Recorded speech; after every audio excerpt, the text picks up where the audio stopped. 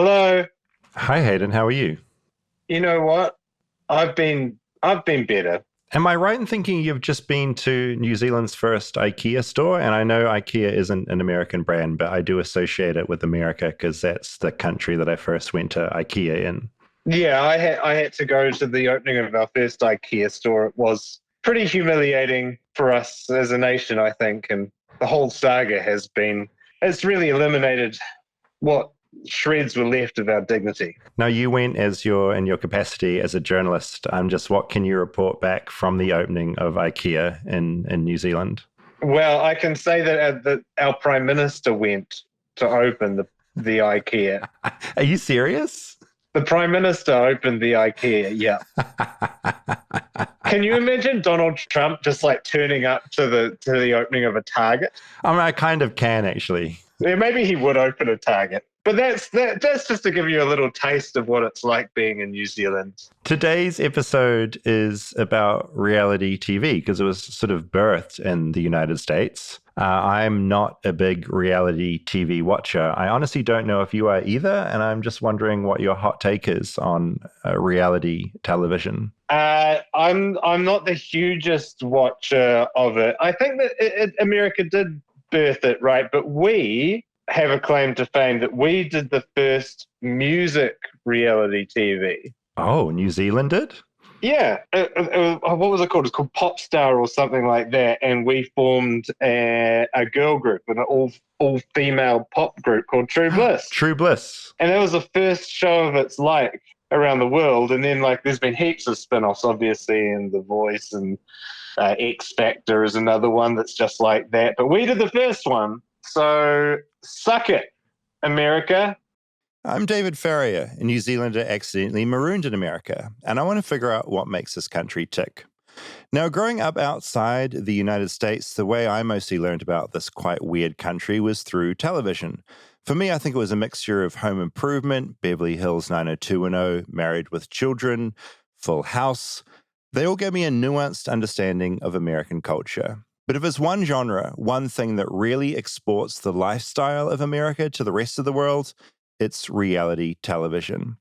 I suppose we got a glimpse of what reality TV could be with Candid Camera in the late 40s.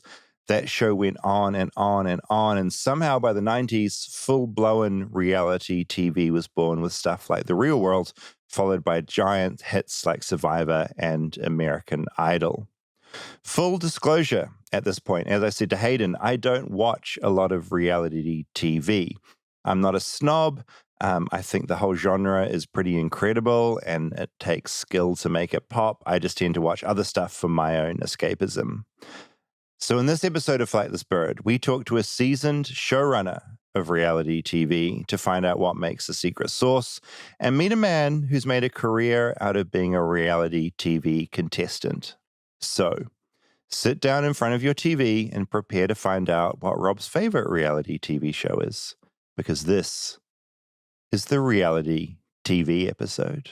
Support for Flightless Bird comes from HelloFresh. Now, you've probably heard of HelloFresh already. They're the number one meal kit in America, making home cooking easier for chef-crafted recipes and fresh ingredients delivered straight to your front door. And this fall, they're serving up even more to love. This isn't the HelloFresh that you remember. It's bigger, healthier, and tastier. They've doubled their menu, so you can choose up from 100 options each week, including new seasonal dishes and recipes from around the world. Feel great with an even healthier menu. That's always my problem with some of these food services. I feel like I'm not eating healthy enough. No, you want healthy. You get to choose from 15 plus high protein recipes each week with options like grass-fed ribeyes or lamb chops. They help you eat greener with new veggie packed recipes that have 2 or more veggies per dish. And they're also tastier, which is very up my alley. Get steak and seafood recipes delivered every week for no extra cost. Now with 3 times the seafood options. Savor the season with hearty fall recipes like classic beef chili or honey glazed pork tenderloin. And discover new seasonal produce each week from leeks to broccolini to Italian eggplant and more.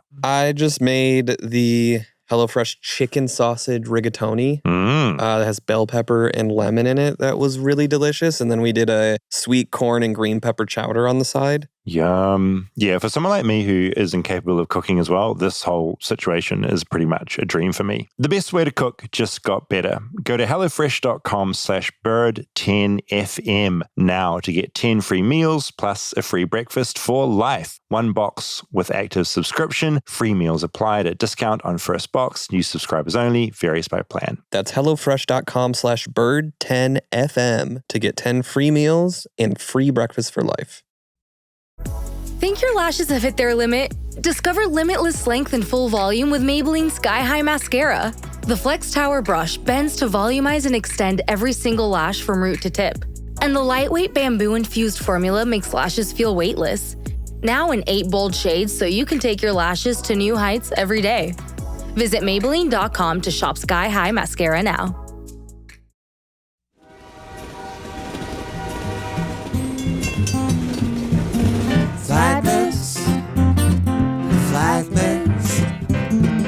Flightless bird, touchdown in America. I'm a flightless bird, touchdown in America. Rob, how are you? Good, how are you? I'm really good. I found saying reality TV and all the syllables quite difficult in the intro for some reason, but we got there. Yeah, you said it. You said it. What's wrong with me? I don't know. Sort of reality. What was there was I doing? a few times that when you were reading it, I was like, "Oh, you're going to do another take on that." Yeah, no, I didn't. Said it just odd, like push through. Yeah, not just struggling to speak tonight. It wasn't an accent thing this time either. What was it? I don't know. Am I you having having a stroke? Yeah. Just quickly, I wanted to talk about pop stars, which Hayden mentioned. Because until he brought that up, I had completely forgotten that fact. Mm-hmm. But New Zealand essentially invented the music reality TV show. I copied down some facts from the internet. The series was called Pop Stars. It was a single season in 1999. Mm-hmm. It spawned the whole genre of music reality TV. When was American Idol then? Like 2001? 2000s. 2000. So the band that was formed in New Zealand was True Bliss.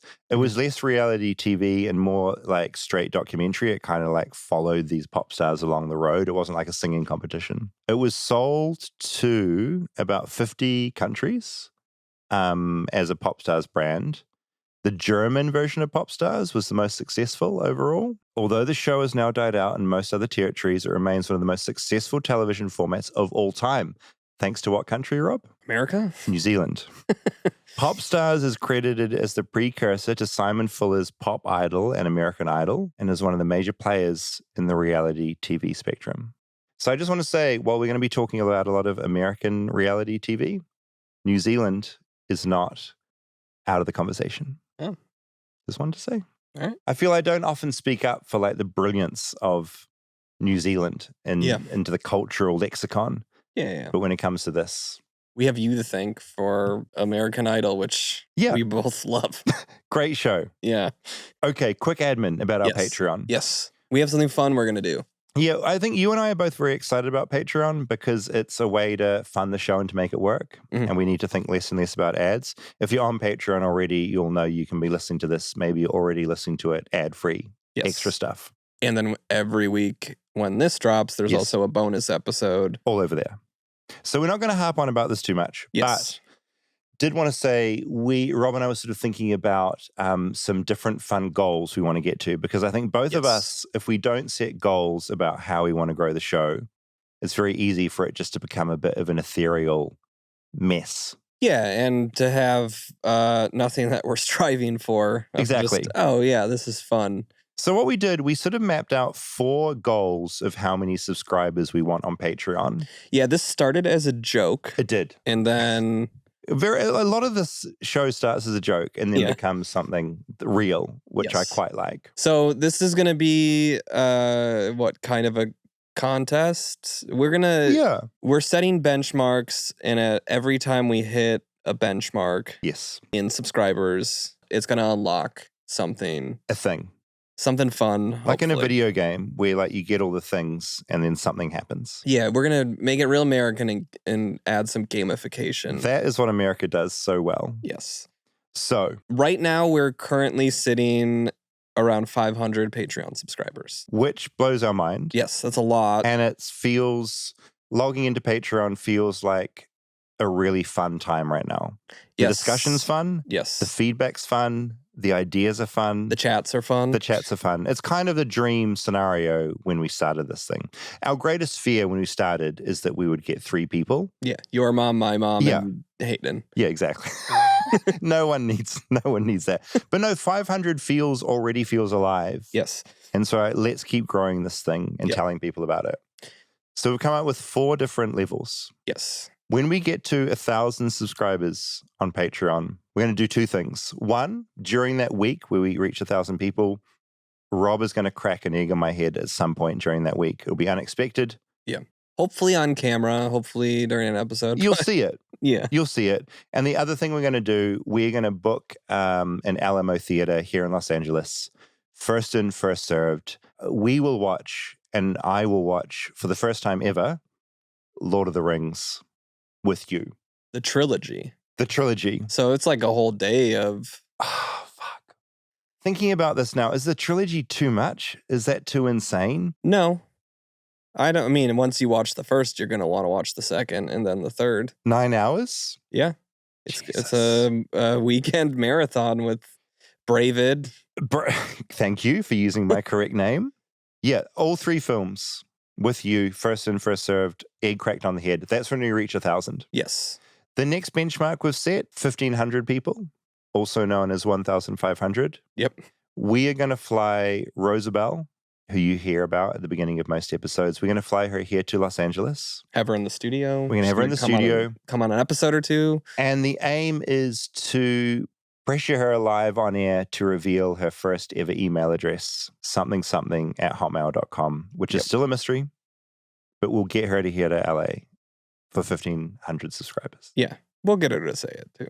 I'm not convinced. She's very reticent. She's very worried about what will mean for her life and her career when that email is revealed. Yeah. Well, you know it. So if you fly her here, oh my God. I think you'll just tell the world it in front of her. 2,000 subscribers. This is a fun one. Do you want to reveal this one? David and I are going to get matching Flightless Bird tattoos. Yes. That the Patreon community will vote on. Decide. Location on our bodies to be decided. Yep. We need to think this through a little bit more. Yep. It won't be a face. It won't be a face tattoo, but it will be a permanent marking on our bods. Yep. That's 2,000 subscribers. Yep. 5,000 subscribers, which is, I think, a pipe dream and will probably never happen.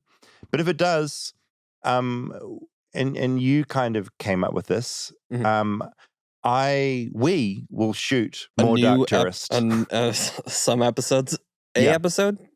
We need to figure out the budget. Yeah. But there'll be more Dark Tourist. Yes. One of the most annoying questions I've gotten since 2018 was, when is season 2 of Dark Tourist? Yeah. When we hit 5,000 Patreon subscribers is where season 2 of Dark Tourist is. Does Netflix own the rights to... No, so I need to look into this. I believe the rights have expired and we can now take it and do it. I'll need to clear it with my producer. Yeah. I'm pretty sure he'll be on board. Yeah. Also, a tip, if you're screaming at someone to make another season of something, generally it's not the creator, it's generally the network. So if you want more Dark Tourist, should have gone to Netflix. But now go to Patreon. Come to Patreon and tell us. Get more Dark Tourist. Because we mapped out a whole second season. Yeah. Like, there are places we can go and things we can do. My original DP is ready to do it. Yeah. So, if we ever reach 5,000, and I think this will never happen, but if it does, more Dark Tourist. So recapping, 1,000 subscribers, Rob is going to crack an egg on my head, and we're going to book a cinema and watch Lord of the Rings, the whole trilogy.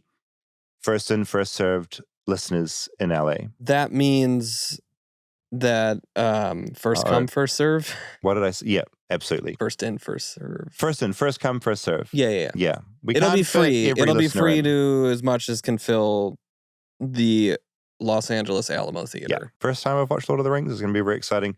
1,500 subscribers. Rosabelle is coming here to LA. We will get her to reveal her first ever email address. 2,000 subscribers, matching tattoos for me and Rob. 5,000 subs, more Dark Tourist. Okay, that's the admin. Reality TV. Reality TV. So in preparation of this episode, knowing we were doing this, I tried to just jot down the like reality TV that I will watch, and the different buckets are the ones that I have watched. There's a lot.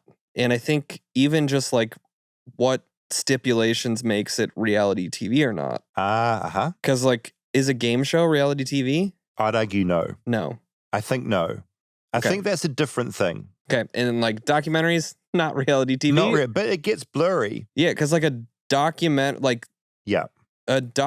TV show. It gets blurry because, I mean, the thing with that New Zealand show, Popstar, that was more in the realm of doc than reality. I think to me, what defines reality TV is that it's a format. So it's this definitive thing that you can make a million versions of that thing. Well, okay, so we're going game shows don't count, but what about cooking shows? Those are cooking competition. Like, I would say game shows are competitions. So what's the difference? I know. Well, yeah. Yeah, no, completely. Because I would see cooking shows as being reality. Yeah. But I feel there's a built-in competition because you're following. Yeah, you're following the characters more than you would on a game show. Like, you're watching Price is Right or Jeopardy. Like, there's very little focus on who the people are. There's like no character development. You're not learning anything about them besides are they smart or are they dumb? Yeah, but you're watching Top Chef.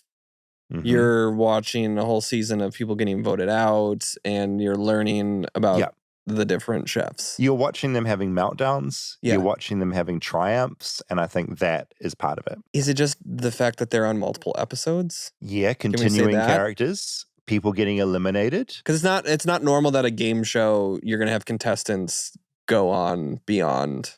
I mean, you do have like Jeopardy where the winner does go on. Yeah. But like Wheel of Fortune, you're getting new contestants. Family Feud, every new time. contestants. Reset. You and I have both done Family Feud, which is a surreal thing to say. Separately, like, I still can't believe we've done that. That's so weird. My friend Dan last week texted me that he's like, my mom got really excited. She thought she saw you on TV. But I told her she was crazy. No, that was Rob. Yeah, he was on that show. Oh, was she watching Family Feud? And he was like, yeah. I mean, Steve Harvey is iconic. Like, it's mad that we have both been in that room.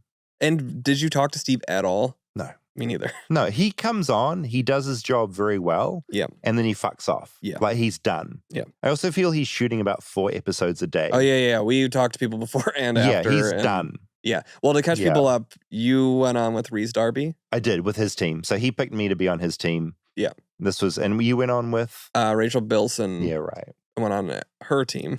We got killed. Yeah. It's unbelievably the roller coaster nature of it. There is no rehearsal. You're just kind of like shoved on board. It's like a ride at a theme park. Yeah. And once you're on, it's kind of happening and you're like, in your brain, you're like, oh God, it's rolling. Yeah.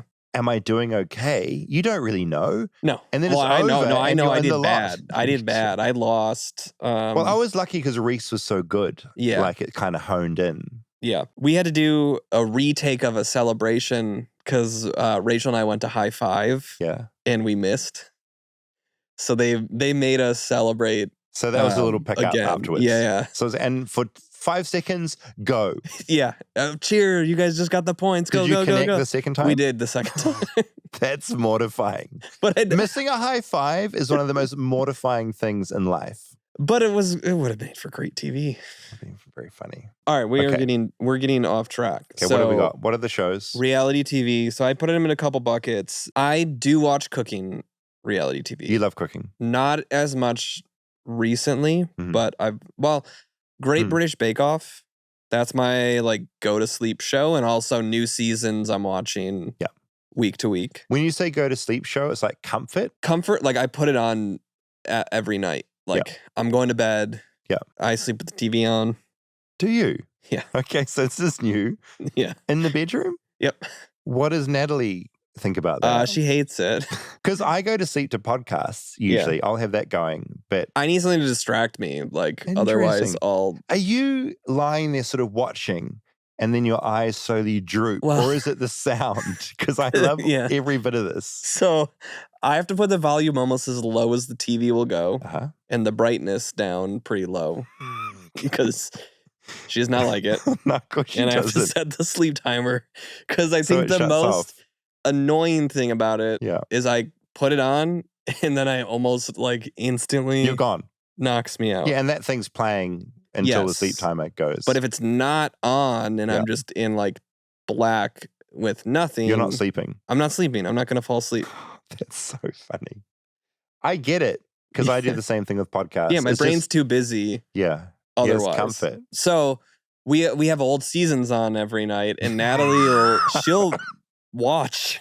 Yeah. And I just put on like I don't know. I almost don't care at this point. And at I'm what just like picking point a season. during the watch do you put the volume down very low? Like you go from watching to sleep time. Well, so What is this that the thing. transition? This is the thing. When I put that on, it's like I'm ready to go to bed in the next 10 minutes. It's like Pavlovian. It Yeah. stops in. You're like a Pavlovian conditioning. Before that, I will watch half an episode of Chef in My Fridge, Okay. which is a Korean cooking show. Okay. Half an episode. I have to full. Depends on if I'm going to bed too late or not. So you're watching that and you start to feel sleepy. You know, transition Yes. into. I can't sleep to that. It's in Korean, and Well, you I have to can't. be watching subtitles. Incredible. I love this for you. So I watch Chef in My Fridge, Uh-huh. which is great. If anyone listening It's a good. has watched it, maybe Okay. write to us about it. And, Okay, you love it. You're looking for a friend favorite chefs. that gets how good it is. It's incredible. Okay. They did an episode recently where they had the like what does Korea have? President? I assume a president. Yeah. They A have prime minister? I think president. they have I like know. the president of Korea as the like guest. So Oh, amazing. the show is there's 8 chefs. Mm-hmm. Each sit on half one side of the table, other side of the table, and then they bring on 2 just like Korean celebrities. Okay. They then take those people's fridge from home, Okay. bring it into the studio. The fridge arrives. Fridge arrives, Yeah. they go through it Mhm. and like talk to them, Which is about fun. That's a all fun of the stuff activity. they have. I sometimes skip over that part. Okay, we're starting to get sleepy. Yeah. it's Um, 11:30 p.m. by this point. And then the person whose fridge it is Mhm. says, I want this kind of dish and I Mm-hmm. want this kind of dish Make it from from my ingredients. my ingredients. And then 2 chefs Mhm. compete for the first kind of dish. Mhm. 2 chefs compete for the second. They have 15 minutes to make the best dish. Oh my God. The fridge owner picks their favorite. Okay. But it's like all insane chefs. Yeah. They know what they're doing. But it's like a Korean game show style edit. Right. Where there's just like crazy graphics Yeah. There's a going lot on going all on the screen. time. Yeah. There's people like looking for a lot of facial A reactions. lot of making fun of each other, Yeah, which is right. fun. Wow. Will you do this tonight after we record this episode? I'll watch that tonight, yeah. And then you transition To into bed. Bake Off. Bake Off. Then at some point the volume goes right down to the lowest. To about And you're 3. off in about 10 seconds. 5 minutes. Yeah. Okay, continue. What- So other cooking shows. You got Top Chef, you got Master Chef, Uh-huh. you got Kitchen Nightmares, Okay. which I liked a lot. Okay. Not American, I don't think originally. These There are was- ones you rate? I what? You rate them? Like you like them? Yeah, I like them. Okay. Culinary Class Wars, which is another Korean one, Okay. and it's a lot of the same chefs from Chef in My Fridge. Great. competing You're in on heaven. that. Yeah, Okay. yeah. But that one's never on before bed. That's separate. No, that's one I want to watch. When you're wide awake. Yeah, but Great British Bake Off is like a very comforting Yeah. watch. I think I think what you just raised is a big part of reality TV is it is like comforting Yeah. and nice. It's like familial and you know these people Yes, and you're not going to get too stressed out. I got into Great British Bake Off heavy during COVID. Yeah.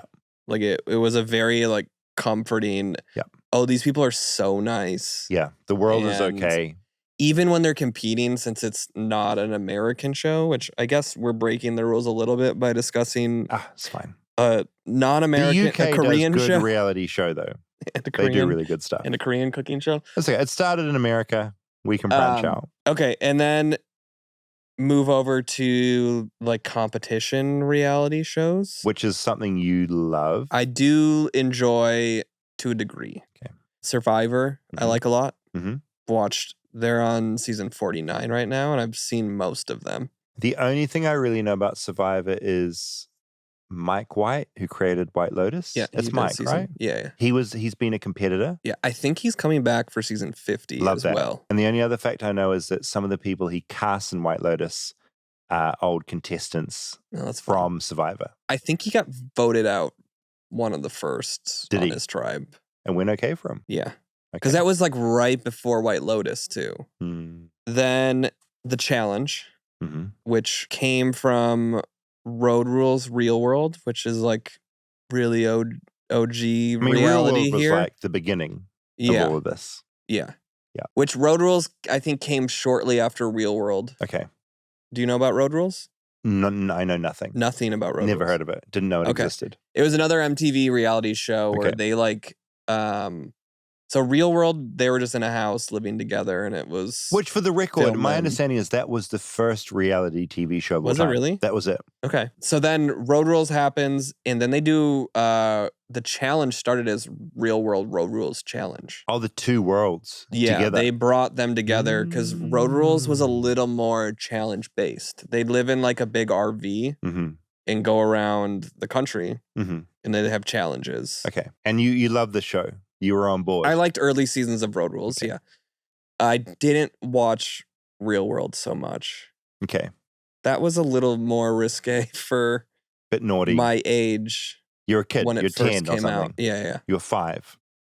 No, I don't think Yeah. I'm quite 5. I remember there Sort was of sexy with the hookups and stuff. Yeah. Yeah, right. And there was It was horny. It was MTV. Horny. There was a girl from my high school, older than me, Mm-hmm. that was on one of the seasons of it. That I would be remember. exciting for you. Yeah, How did that make you feel? great. And then Uh-huh. you've got Traders. I watched Traders, Traders, huge. which I love. Traders. Traders is great. Mhm. Apparently, Hayden, when I talked to him for this episode, he went on rambling on the Traders UK at the moment is apparently top tier. All the other seasons are great. They're all I've good. watched Australia. Mhm. I tried watching New Zealand. Mhm. Couldn't. So something I have to say, Yeah.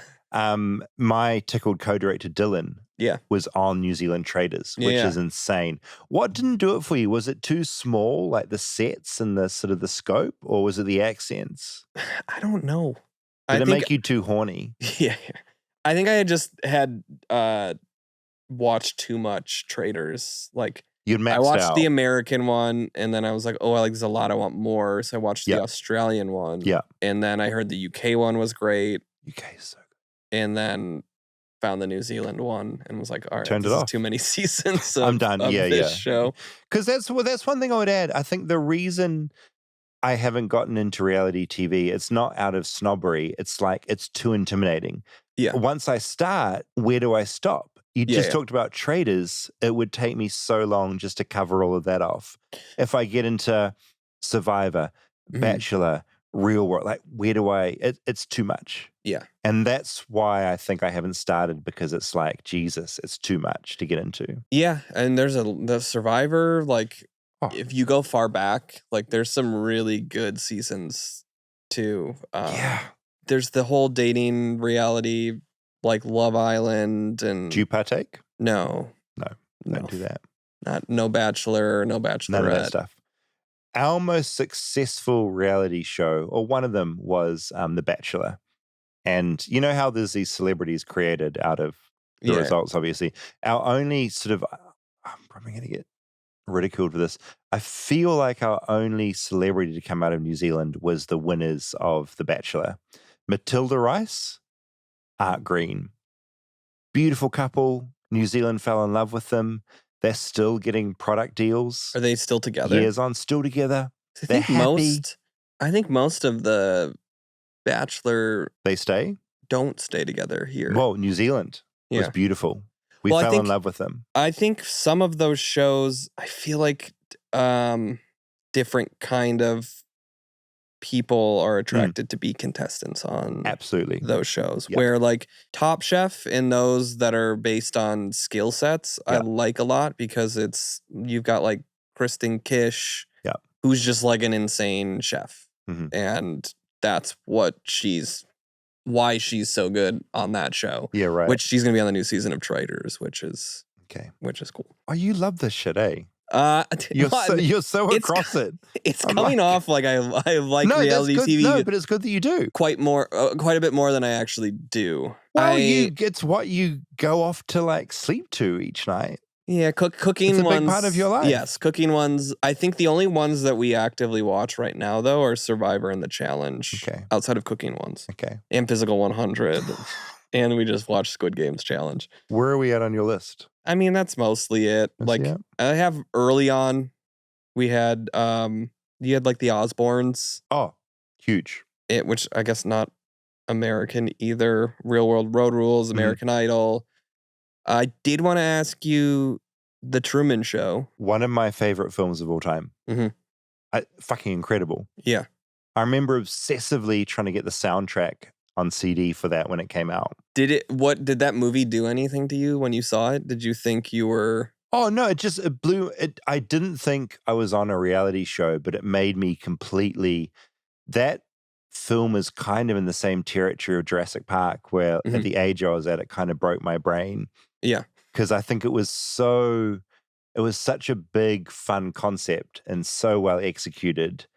And we hadn't had a lot of reality at that time. It was early days. And I think the like scale of the hypothetical ability to do something like that and what people would consume. Yeah.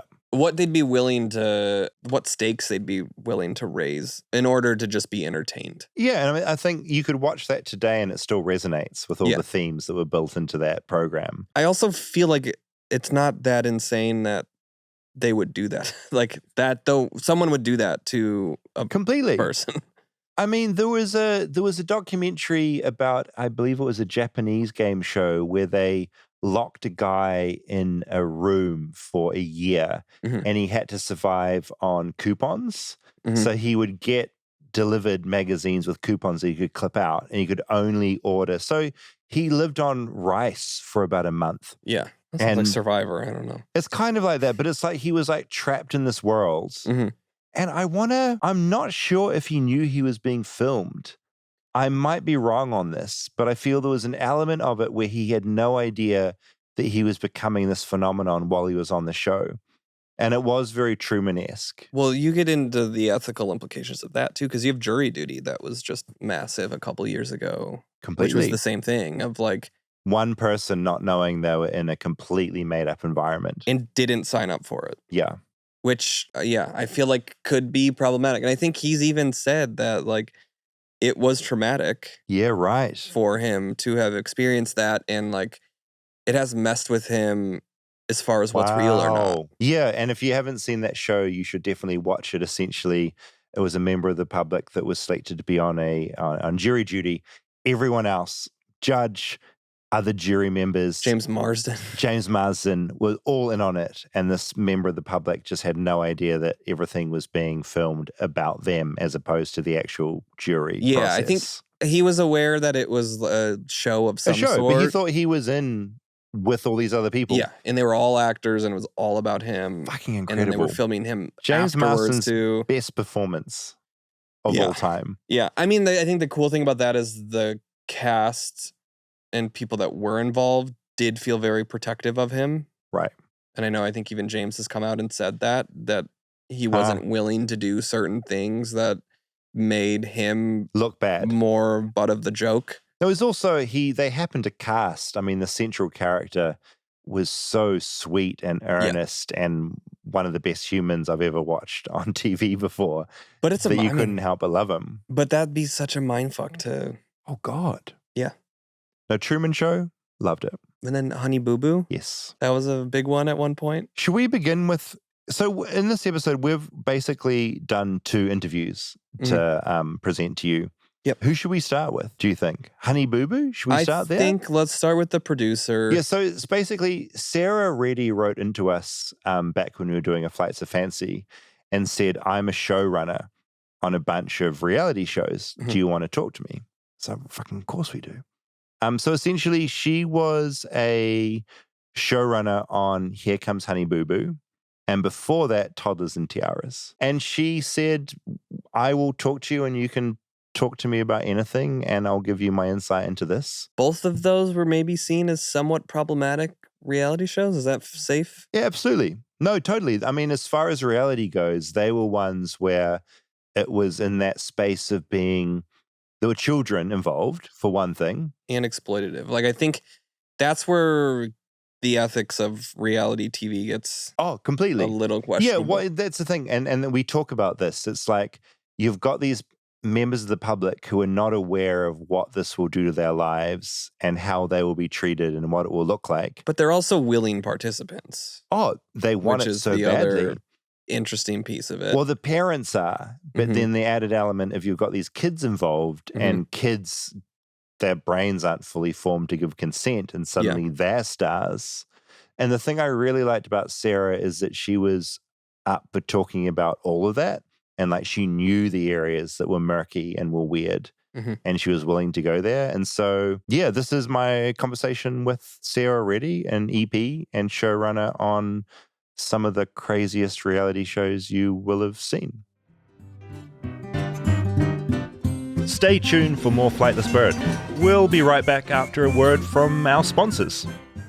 Support for Flightless Bird comes from Aura Frames. Now, Aura Frames has been with Flightless Bird for a while. We love Aura Frames, and it's the answer to every holiday gifting moment. I've given Aura Frames to friends. I've given them to colleagues. You can't go wrong. It's a digital photo frame that you can upload whatever photos you want, and then the giftee can also add on whatever photos they want. It's the perfect gift, a personalized, really fun, very cute, very into it. This has become my go-to gift for people that I don't get to see all the time. We send Aura Frames to people that live across the country. We get to interact through these photos that we're uploading directly to the frame, which is really cool. That you get unlimited free photos and video by downloading the Aura app, and you connect to Wi-Fi, and then you upload. And you can preload all the photos before it ships, which is really cool. So when they open that gift, all they do is turn it on, and photos are there for them. Also, there's a gift box included, so every frame comes packaged in a premium gift box with no price tag. So that's a pretty great thing for someone to receive. My parents actually complained the other day that I don't update it enough, so I'm going to actually do that after we record this ad.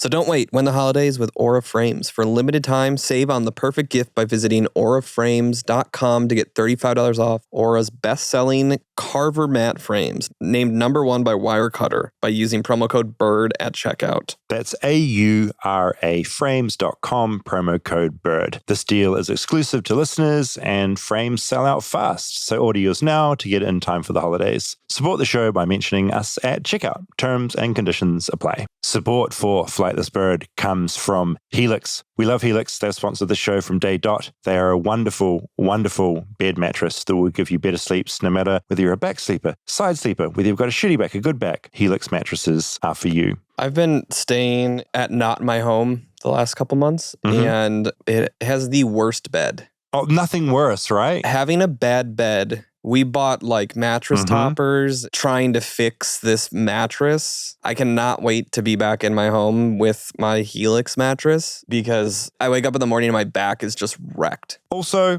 I have a terrible back, so sleeping is really important to me because that affects how I feel, and I've found that my Helix mattress has really helped in that situation, which is why I have extra warmth and affection towards them. It's also really easy. You just jump online, you do a Helix sleep quiz, and that matches you with a perfect mattress based on your personal preferences and how you tend to sleep. It makes buying a mattress really easy. It's also award-winning. It's the most awarded mattress brand, so don't just trust me. It's been tested and reviewed by experts like Forbes and Wired magazine. And they have free shipping and seamless delivery. Helix delivers your mattress right to your door with free shipping in the US. And rest easy knowing that they take seamless returns and exchanges. The Happy with Helix guarantee offers a risk-free, customer-first experience designed to ensure you're completely satisfied with your new mattress. So 120-night sleep trial with a limited lifetime warranty. So go to helixsleep.com/bird for 27% off site-wide. 27%, that's crazy. It is. It's exclusive for listeners of Flightless Bird. That's helixsleep.com/bird for 27% off site-wide. Make sure you enter our show name into the post-purchase survey so they know that we sent you. helixsleep.com/bird. My name is Sara Reddy. I am in Los Angeles, and I am an executive producer, showrunner of reality shows. The showrunner part means, there's a lot of executive producers on productions. A lot of them are money people. They own the production company. They're on the network side. They hire me to come in and actually make the show and oversee the execution of the show. What was your sort of foot in the door to the world of reality TV? Because I feel like there are a million different pathways into that world. It was completely accidental. I dropped out of college and was trying to decide. I thought I wanted to be a fiction book editor. I was an English and literature major. I wanted to help shape stories. I dropped out of college to try to decide exactly what path I wanted to be on. And I got a job. I wanted a job where I could read books all day. Don't we all? Yeah. So I got a job as a receptionist. I knew I wanted to be around creative people and not in the retail world. So I got a job answering phones at a reality TV production company, and I could just hide behind the desk and read a book and transfer calls all day because it was when you needed a human to do that. And as I sat at that desk and saw all the productions happening around me, I realized it was a visual version of what I wanted to do. You're figuring out how to tell stories and helping people tell stories. It was just with video and audio instead of the printed word. And I loved the concept, we're all freelance. You go from project to project to project. So you're never bored. You're constantly learning. You're dropped into places you would never go otherwise. You're meeting people you would never meet otherwise. You get to immerse yourself. You're not just a tourist. You get to genuinely drop in. That was all so appealing to me. So I started out on the writing side of it. I would write pitches to develop shows because that used, kind of my English background.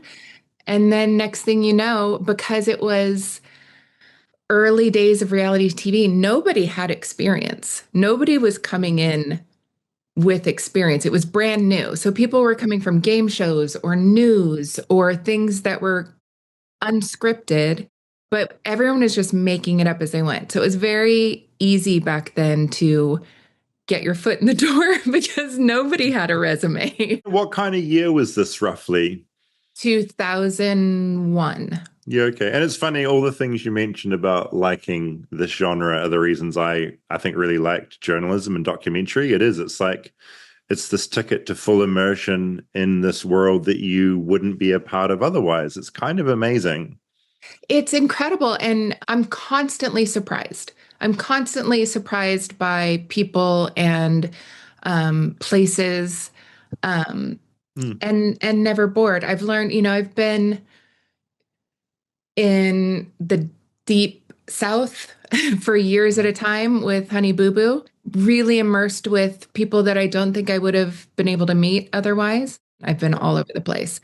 But the other part too is it gives me permission to be incredibly nosy. I get to ask people questions you're not allowed to ask in normal conversations. It's not polite to dig into people's lives and ask probing questions and ask people about their secrets. And that's my favorite part. I'm usually on your side of this where my job is to ask questions. It's just permission to be incredibly nosy. And that's what keeps me going is every new assignment. I'm like, oh my gosh, I get to go, I've been given permission to go dig in and be nosy in these people's lives. You just casually mentioned Honey Boo Boo earlier, which you'd when you originally emailed in about reality TV, you mentioned that. And for someone that isn't aware of that particular show, could you just sort of explain the premise of what that is and where it came from? Sure.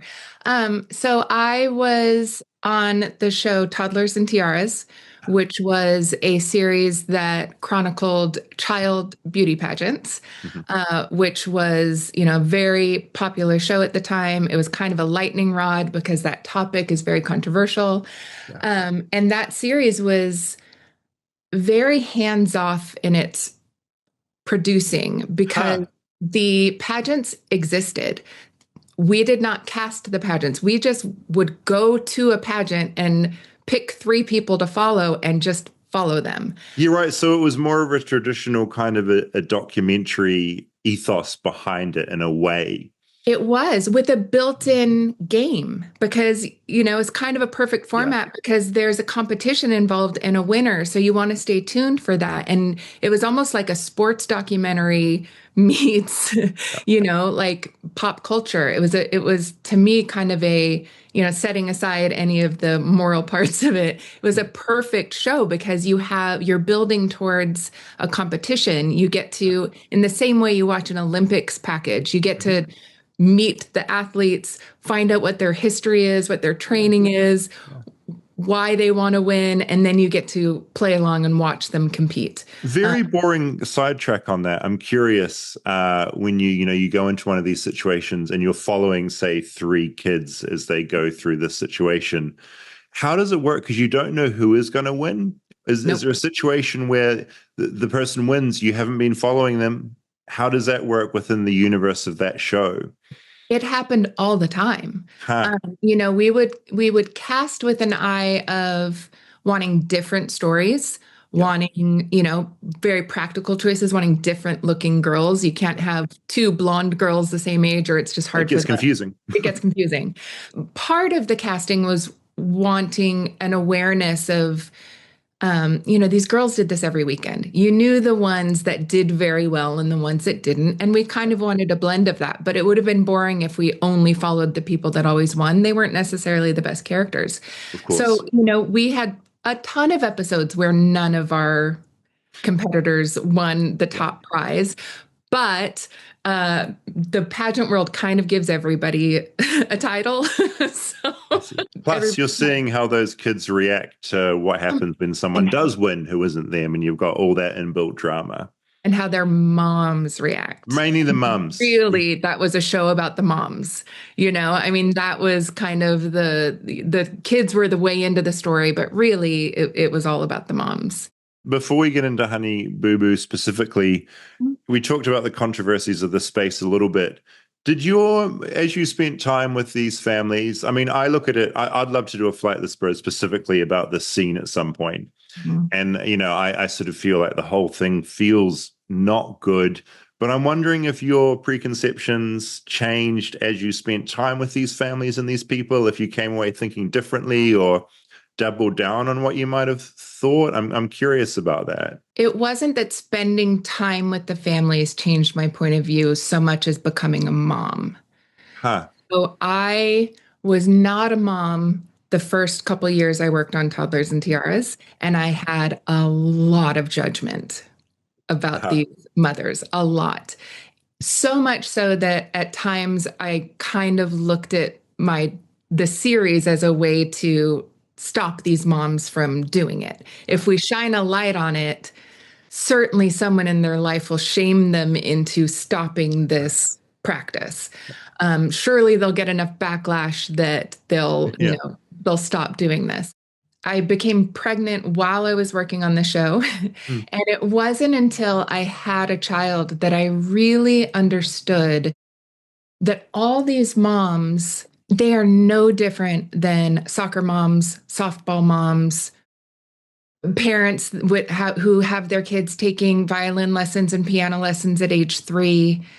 There's nothing different. And I know the argument can be made, but yes, they put makeup on their child and maybe pageants sexualize children, and that's wrong. But any world that you're in and surrounded by and immersed in, things get normalized. So and none of the moms started out there. They all started out with a, pretty Sunday dress, no makeup.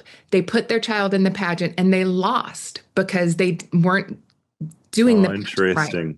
Yeah. So then the mom feels terrible that they put their child in a position to lose and has said, okay, if we want to keep doing this, then I have to help give you the tools to win. No different than you do with soccer, where you get them extra lessons, you get them better cleats, you all the things. So once I had a child and started realizing parenting in general and seeing all the parents around me in, 2-year-old ballet classes and parents are over involved, I really changed how I saw it and saw that these were parents that really wanted to give their kid a leg up, give them an opportunity to travel to different places, give them an opportunity to have experiences, to have titles, to succeed in no different way than all parents want their kids to succeed because of our own egos. We love it when our kids win awards. We love it when they get straight A's. Yeah. All that is the same. This just happened to be with like wiglets and fake teeth and spray tans, but it was all the same. And another part that we never were able to really explore on the show, A, because the audience wouldn't care that much, and B, just the timeline of a pageant day, we would have too much overtime.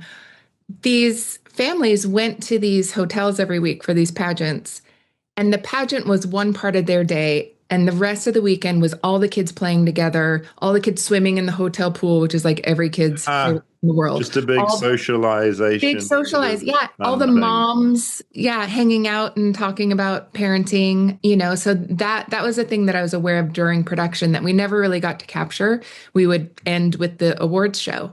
So I definitely came into it with so much judgment. I mean, that was the whole fun of the show, is let's judge other parents. Like, everyone wants to sit at home and judge people. And I came away from it later when I had my own kid and was just in the parenting culture more of like, oh, every parent does this in whatever way it is. Piano lessons, like you name it, it's the same thing. I'm not a parent, so that's something I hadn't really clocked and thought about. But observing parents, certainly kids are put forward to fulfill all sorts of their parents' sort of fantasy lands of success, and whether it's like making them go and kick a ball around on the field or play the violin or really intense ballet lessons. That's really interesting. Thanks for that. Okay, so that was sort of a documentary style show, Toddlers and Tiaras. Honey Boo Boo, obviously, you got this sort of this kid that, I mean, we didn't have that show in New Zealand, but I knew Honey Boo Boo because he probably ended up on our 6 o'clock news or something. What was the difference with that particular show, creating that and making that into what it was? How did that differ to what came before? So Alana, who is Honey Boo Boo, but her real name is Alana. She was on Toddlers and Tiaras, and she was a fan favorite. Anybody who saw that episode, she exploded from her appearance on Toddlers and Tiaras. Because it was their approach to pageants was very different. A lot of our families either were pouring a lot of money into pageants, whether they had it or not, or, there was a certain type of family that most pageant girls came from. And this was a very different family. They had no money. They, lived a very, very modest life. Alana wasn't your typical pageant girl look. Her routines weren't as polished as the other ones, but she had this undeniable personality. So she became the sensation. TLC obviously said, wait a minute, let's check this girl out and see if we can get another series out of it. It originally was supposed to be another pageant show where we were going to follow her doing her pageants, and it would just, be following her family. I went out to Georgia and met with the family and left there and pitched to TLC. I think this would be better as a sitcom. The pageants would get old. I didn't know how we would sustain that. There was this family with 6 people with crazy names. It was Chickadee and Pumpkin and Sugar Bear and Honey Boo Boo. And you could not script anything this wild. People would tell you were insane. So I pitched it as a sitcom, and it was a very, very different approach than Toddlers, where, the event already existed and it was very documentary based. And this is almost what I want to zoom in on, because it's something I don't understand is you've got your characters, but you don't have a clear plot about where this thing is going. It's not a game show. So how much is artificially built into let's create a plot and challenges they must overcome, and how much is sort of fuses in with old school observational documentary where you're just following things and seeing what happens? And this is very complicated, but I feel like a real dummy because I feel I still don't get it on a show like this. It's a really interesting area. And I think a lot of people think reality shows are faker than they actually are. So I'll do my best to explain how I produce the show and how I thought about it. Most people's lives are very boring. And most people's day to day, we shoot a typical schedule for Honey Boo Boo was 5 days equals one episode. So you need a beginning, middle, and an end, and a story arc and clear conflict in 5 days of life. That doesn't happen. That is easier on a show like Real Housewives, where you have an ensemble who have been specifically cast because they have so much conflict in their life, and you have 16 characters contributing stories. This is one family, one story each half hour. So because we decided for it to be a sitcom, I really took the concept of situation comedy and produced it that way. So the artifice of the show was coming up with the story of the week. So an example would be, let's give the girls chores. Let's start a chore chart this week. Were they really going to start a chore chart? No. But let's see how the girls handle chores, and let's give a loose outline of things that they can do and how the mom can come in and turn it on his head and see what they do in that situation. The magic of Honey Boo Boo was this family they were so charismatic and so interesting. We could give a really straightforward premise, like, hey, let's give the girls chores and have them earn money and see how that goes, or let's take away their phones and see how that goes. And it would go off the rails so quickly, and it would take a left turn into areas you could never expect. How they would react, how they would behave in those situations, you could not predict. So then it would become real and take on a life of its own. Yeah, so you're sort of giving them this instigating kind of factor in their life and then letting it go off wherever it goes. Yes. And on that show specifically, a lot of credit goes to Chris Fraticelli, who was in the field every day. And I hired him. He was not a reality TV show producer. He was an improv guy.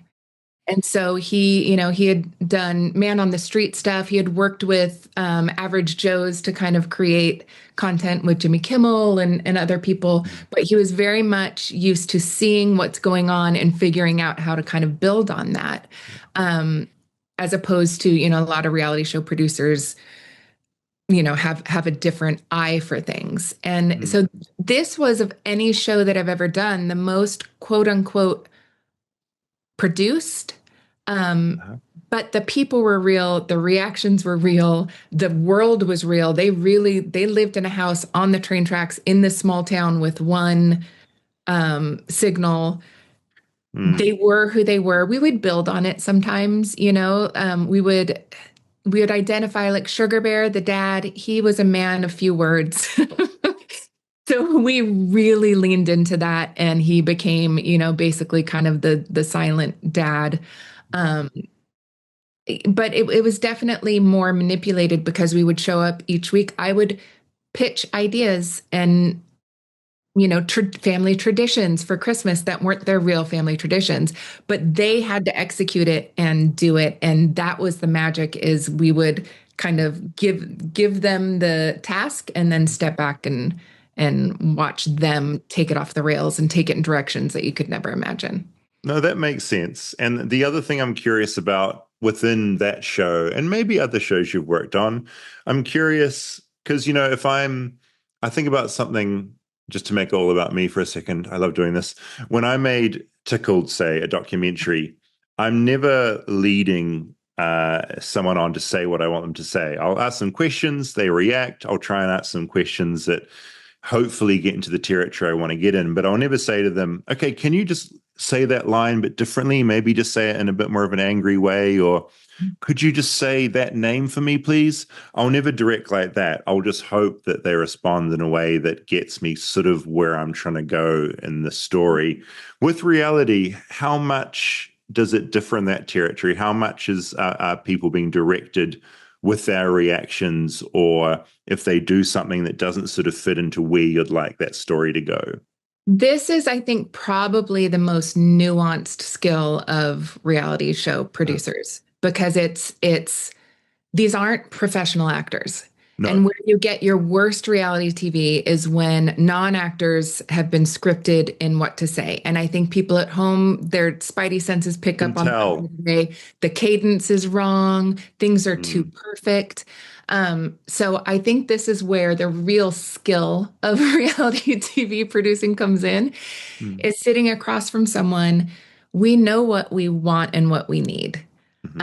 We are often surprised by answers, and then we, can go down a rabbit hole. I mean, that's my favorite part. I'm sure it's your favorite part, where you ask a simple question and then suddenly you're on a whole new journey. That's absolutely one part of it.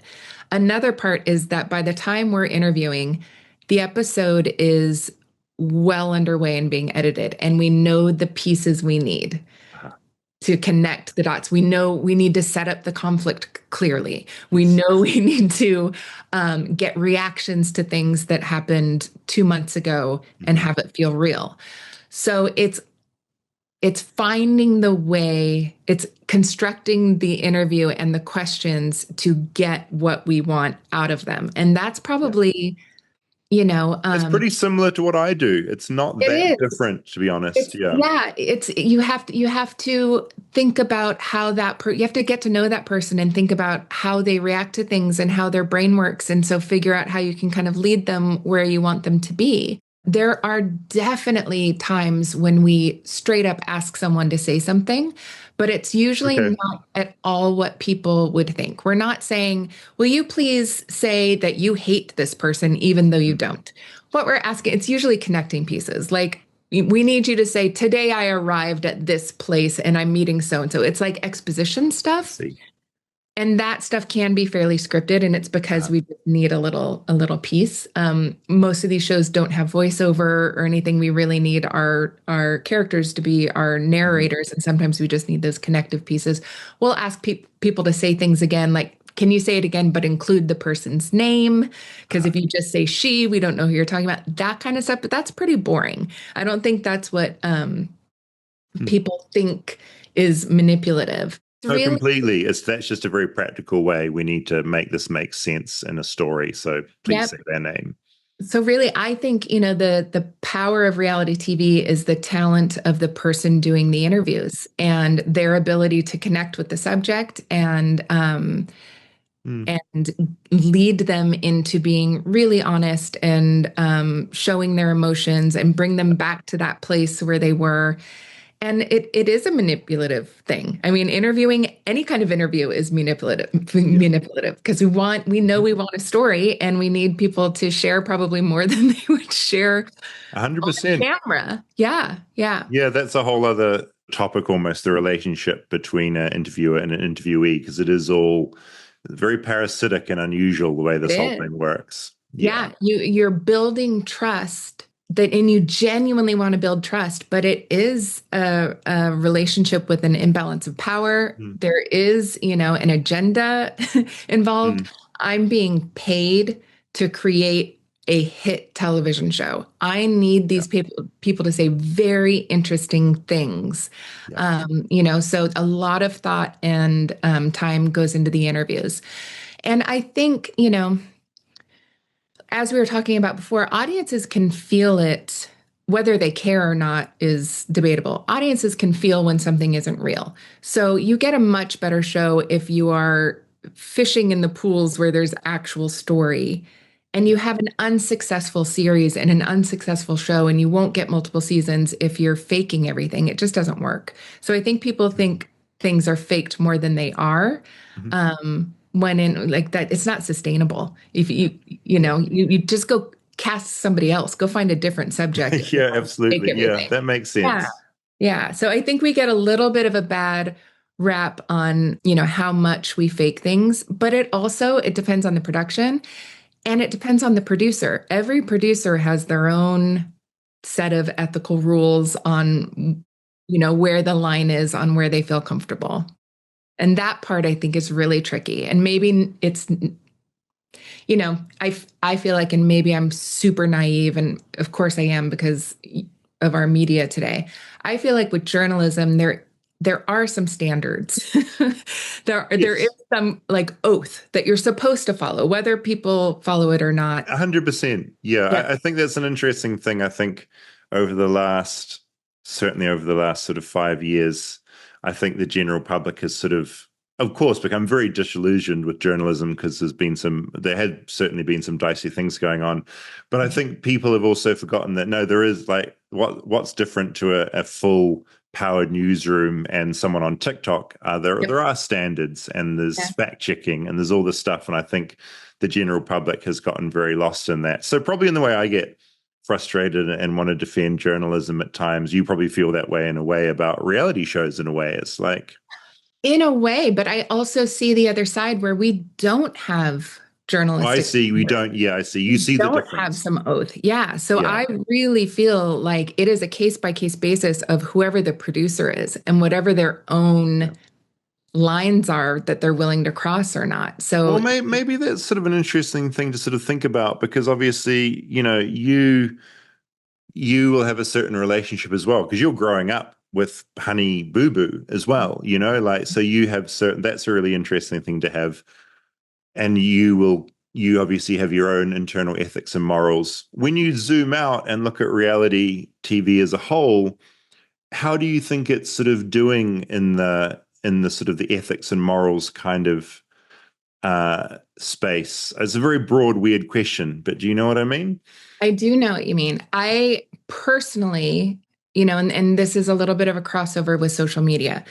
I have a very strong viewpoint on children being involved in reality shows now that I didn't know enough when I was doing Toddlers and Tiaras and Honey Boo Boo. Their brains aren't fully formed, right, to make any kind of important life decision.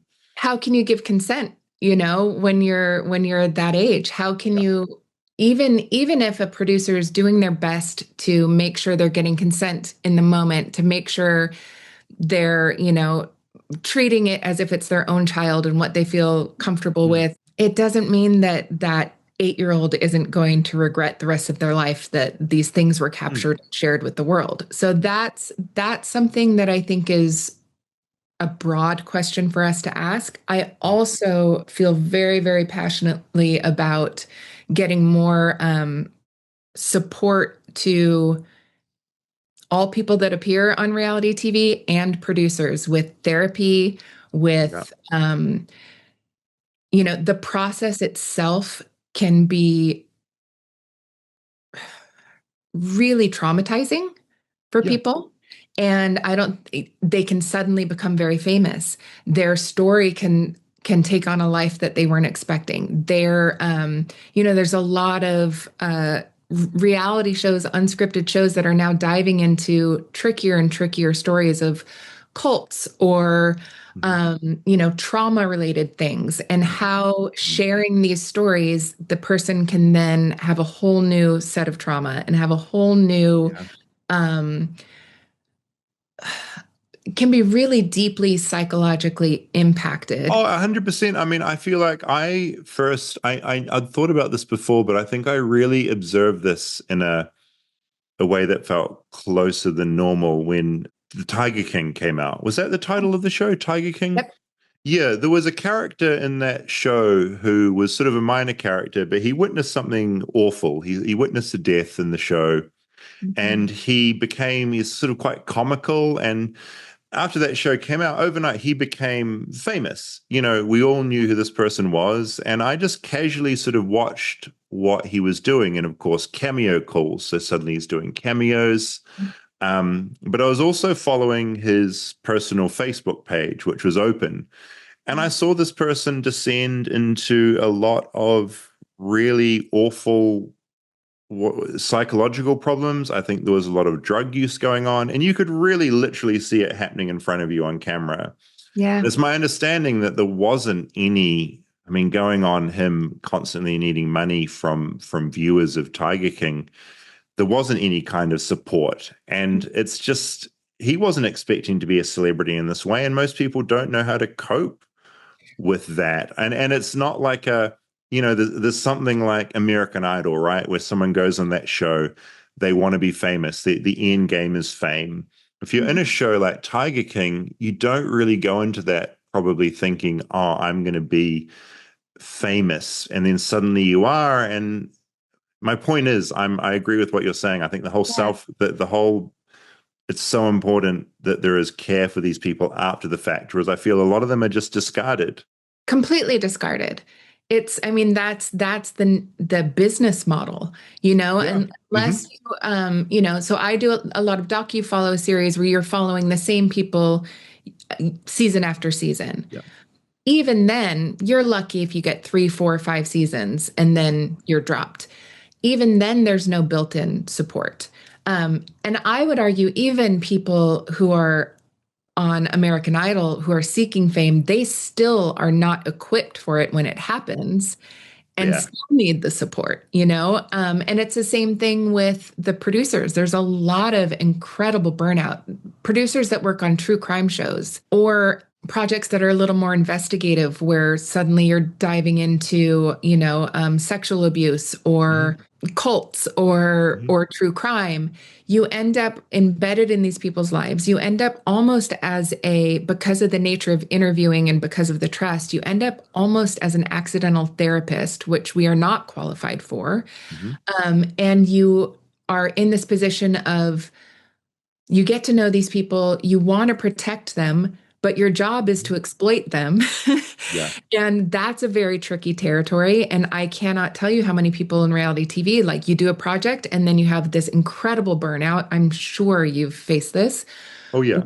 You have to catch your breath, regroup, suddenly moving on to a new project, and you're still kind of dealing with the ramifications of the one previously for periods of time.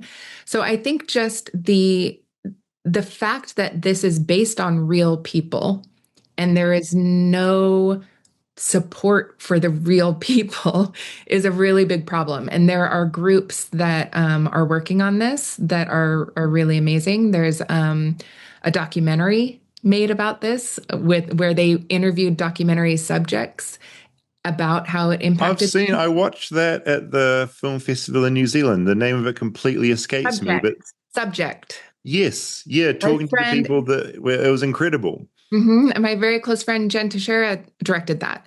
And it's amazing. because she was an editor and she kind of saw, like, oh my gosh, I make these decisions while I'm editing it and it impacts people for the rest of their lives. So that's something that I think is a really, really important moral question and has impacted how I work and the projects that I do in a really big way, to protect myself, to not put myself in a position where I'm feeling irresponsible. I've been in so many scenarios. You're in these real people's lives. I've been in so many scenarios where in between filming, I'm talking to someone that we're filming with, and they're telling me that they are severely depressed and they have tons of anxiety, and maybe they even have suicidal ideation. And they're telling me, Yeah, what do you do with that? Yeah. What do I do? And we do have a practice where we can offer a psychologist that we pay for, but I don't know who those people are. I don't know if that's actually helping. It's definitely an area that we all need to talk about more, because I don't think the genre is going away. So I think there needs to be some more responsibility. I have a very shallow question, and I'm not a reality TV watcher, not out of snobbery. It's just I tend to watch kind of drama and sort of, it's just, but if I was going to watch a reality show, and let's get out of like the ethics and morals, but just well-made reality TV, do you have some sort of go-tos and where, as someone that makes this stuff where you go, this is really well made and it's doing some interesting things and it's just really fucking entertaining? Yeah. My go-to and probably my favorite show is Love on the Spectrum. I feel that's one of the most pure reality shows where it's doing good somehow for the people I in agree. it and who are watching. And it's done very responsibly. You can even hear it in hearing the producer's voice and how they're asking questions. And I think it's smart that they include that because you feel protective of these people and you want to make sure, like as a viewer, you feel protective and you want to make sure they're not with Of some course, because if producer. you're thinking about, that show is also walking a tightrope because it's like working with kids where you don't want to take advantage of someone who's neurodivergent and has a different understanding of what's going on to a producer, for instance. So it's a really fascinating space, but I feel like, God, they do it well. They do it so well, and it could be done so poorly. They could have made a few different decisions, and it would be all the worst things combined, where it was exploitive, it was cheap. I think they really trust the audience, which not enough reality shows are allowed to do. And I think it all comes down to how it was produced, which is.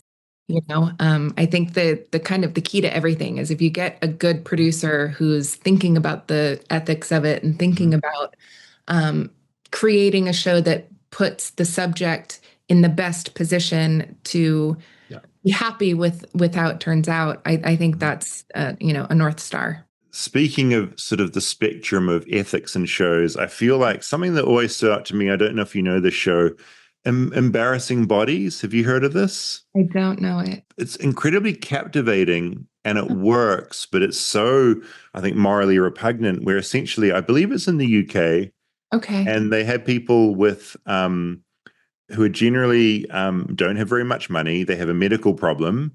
And so they will go into the reality show to the doctor and they'll say, I have this problem. Will you fix it for me? And essentially, to appear on the show, they will get their medical problem repaired, but it's a cameras have to be on, it's this deal that is done where it's like, we have no money, we'll fix you, but you have to be on TV.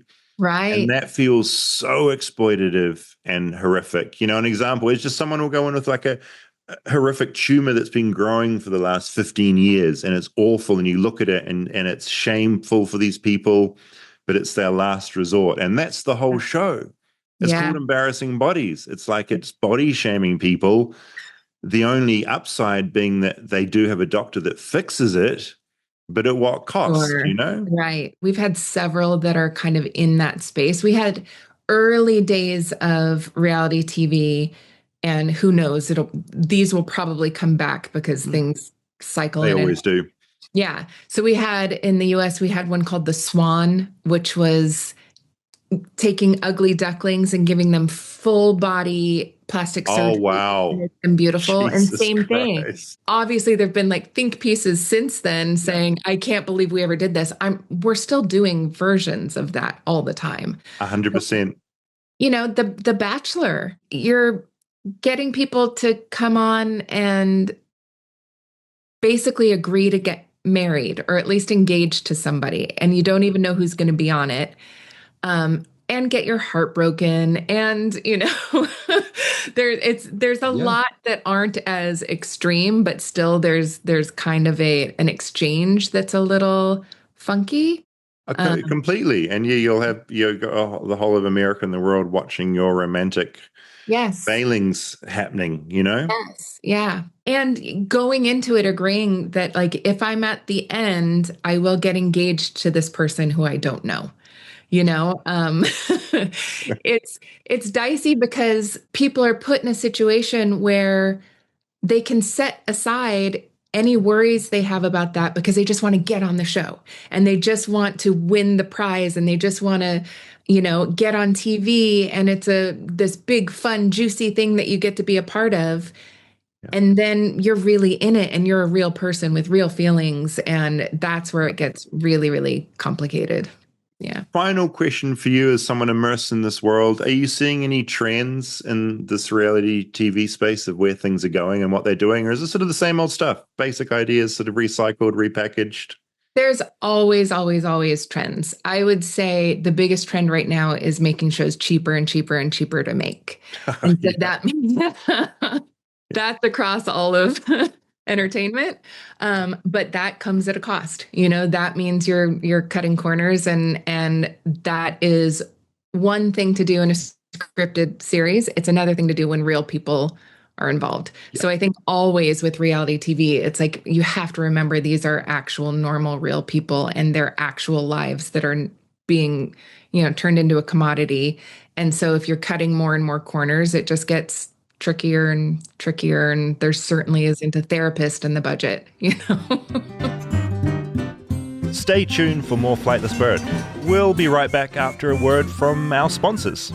Support for Flightless Bird comes from Bombas. Now, this time of year, it's sensory overload pretty much everywhere. It's very American. It's what America does at this time of the year. But one feeling we're still all chasing, cozy. That's what I want, especially as it gets colder. And Bombas has the socks, slippers, tees, and basically everything to get you there. There's something weirdly therapeutic about fresh socks. The sock scientists at Bombas have found a way to channel that energy into everything. So they have more than just socks. They've got slippers with sinking cushioning and satisfyingly weighty t-shirts. Oh, yeah. And they've got answers for all your gifting questions, too. So what do you get your brother's new marathon training girlfriend? Oh, God. Or what about your mom's new young friend that she met at the ski lodge? I can't believe you say that about your mum, Rob. Basically, what we're trying to say is there are gifts for everyone at Bombas, and it's really worth looking there if you are figuring out what to get someone that you love. And we haven't even gotten to the best part. For every pair of Bombas you purchase, they donate one to someone facing homelessness on your behalf. So anytime you get something cozy, you're giving cozy as well. I love that. And throughout the year, I've talked a lot about the socks that I like on there. They had some hungry caterpillar socks that I absolutely loved. They all feel thick and luscious. I use them for hiking. I use them for going out. I use them pretty much all the time. I wore some Bombas to bed the other night because it's so friggin' cold. Yeah, you basically just want any socks that have a splash of color. Oh yeah, that's all I want. So head over to bombas.com/bird and use code BIRD for 20% off your first purchase. That's bombas.com/bird. Code BIRD at checkout. Support for Flightless Bird comes from Shopify. Now, when you're shopping online and you see that purple Shop Pay button, that is what Shopify is. It's that magic button that saves all your details. And whether you're a shopper or you're someone that wants to use Shopify for your site, that purple Shop Pay button changes everything because it makes the whole experience so much easier. Yeah, I've been using that button so much right now because it's the holidays. And endless. Almost every site that I shop at online has that button and everything is just preloaded in there. It's got all my information saved. Yeah, no one wants to be typing in their credit card every time. No, Horrific. It's so annoying. And your address and all of those things. You don't need to do that. We like the Shop Pay button. Shopify is the commerce platform behind 10% of all e-commerce in the United States, from household names to brands that are just getting started. And if you are selling stuff, Shopify gives you the leg up from day dot with hundreds of beautiful, ready-to-go templates to express your brand style and forget about any of that annoying code. And we mentioned that iconic purple Shop Pay button. It's used by millions of businesses around the world. It's why Shopify has the best converting checkout on the planet. So your customers already love it. If you want to see less carts being abandoned, it's time for you to head over to Shopify. Sign up for your $1 per month trial and start selling today at shopify.com/bird. Go to shopify.com/bird, shopify.com/bird. When the holidays start to feel a bit repetitive, reach for a Sprite Winter Spiced Cranberry and put your twist on tradition. A bold cranberry and winter spice flavor fusion, Sprite Winter Spiced Cranberry is a refreshing way to shake things up this sipping season. And only for a limited time. Sprite, obey your thirst.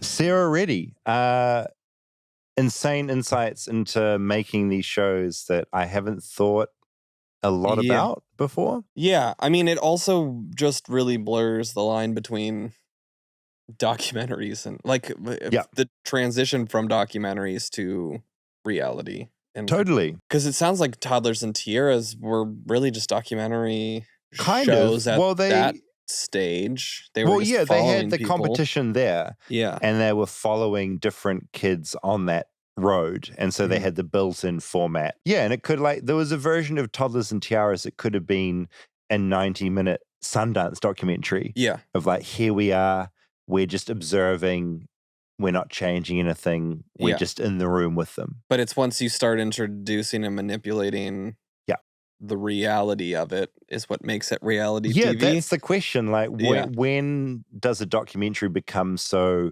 warped and cheap and non-artistic that it becomes reality? Well, and then there's the weird line of just the act of like cameras around you is changing your reality. Yeah. And how you're acting. Yeah. Not necessarily making you inauthentic, but... Yeah, but altering what would happen otherwise. Yeah. Because there's that thing of the idea of the second there's a camera in the room, the situation is going to be different to what it would be without it. Yeah. And so already Unless it's warped. Just hidden cameras. And this is hidden cameras. Yes. And then it's just, okay, so how much more warped is that reality if you have a producer there going, hey, maybe today we should try this activity. Why don't you do this? Well, and then that keeps getting pushed more and more of how much a producer then starts to manipulate. And like from show to show, there's not like a code of ethics. That was something she said, following. right? It's like, this is what I do. Yeah. But she was at a point where she was like, I don't know what other producers would do on this. Yeah, which you can tell there's shows that are definitely more manipulative of how they're portraying people and what they're choosing to show or how they're editing it. And that's the other thing. It's how much is manipulated in the moment where you've got a producer or a director going, hey, can you do that differently? Can you get more mad than you did before? Or but just then, retake that line and instead of retake she that line, say the person's name. And then the manipulation that's going on, which I'd argue is even more manipulative, which is in the edit, where you can pretty much change every single moment and every take on what happens. Yeah. I mean, that's why I would never go on a reality show because I want control of the edit. Like I just couldn't do that. Yeah. You know, I'd have to, the idea of handing an edit of your life over to someone is just too... Because I know how much it can be changed. Like I've sat on a documentary timeline and seen how things could be tweaked. Okay, well we're saying the lines blurred a little bit between documentaries and reality TV. What about podcasts? In what way? I mean, it's meant to be like a real life us hanging out talking now of authenticity. Like we're not characters right now. Yeah. We're ourselves. Yeah, but we know that there's format and structure, but it's a conversation. But how much does that change it to when we're talking without cameras around us and what's going on? Yeah. And I would argue it... And is all of this a larger, like people over the last 20 years, 30 years? Just being used to being recorded. Well, but the interest in the reality world in that space, like, is that why podcasts are even at least the more conversational, less produced ones is like, I want this glimpse into reality and I want to hang out with this person for 2 hours a week. Yeah, and I don't want it to be all completely honed. Don't want it scripted. I want it authentic. Yeah, awkward moments, weird moments, sad moments, happy moments, all thrown into the mix. Yeah, I think you're right. I mean, I think there's a reason. Are we reality stars? Oh, it's bad enough when you fucking told me that we're now YouTubers because we're on YouTube. Yeah. Don't dare make that transition.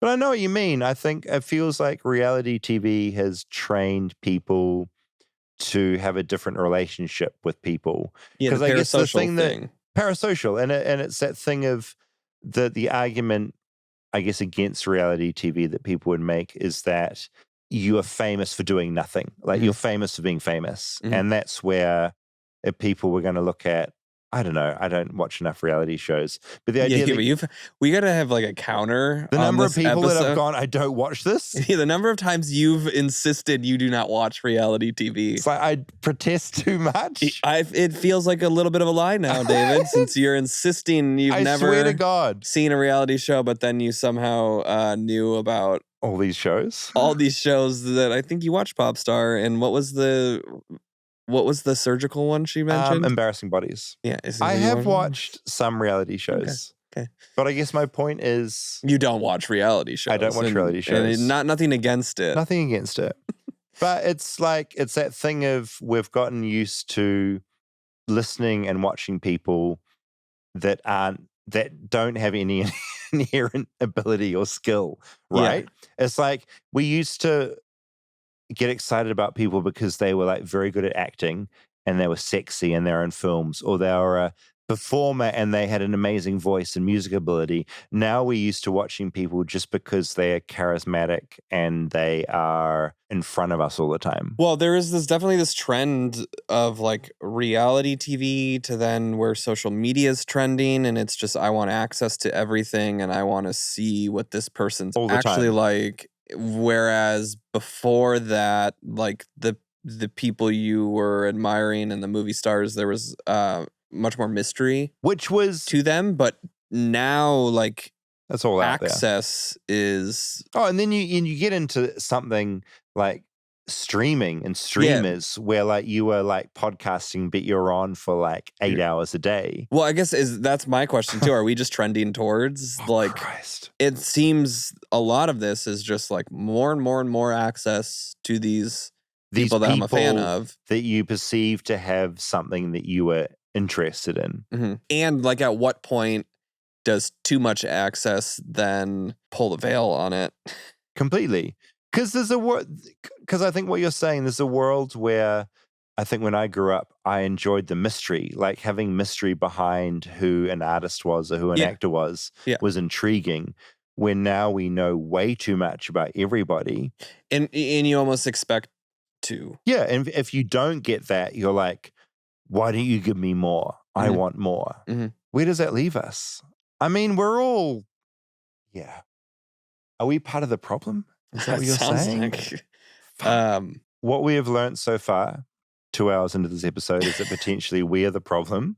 Yeah. And that's something we need to reflect on. Yes. But so for the next part of this episode, I have a friend that has partaken from the contestant side. So we're moving away from the like slice of life a little bit. My friend Jordan has done a million seasons of The Challenge. And he's a competition guy. Well, so he started on The Real World, though.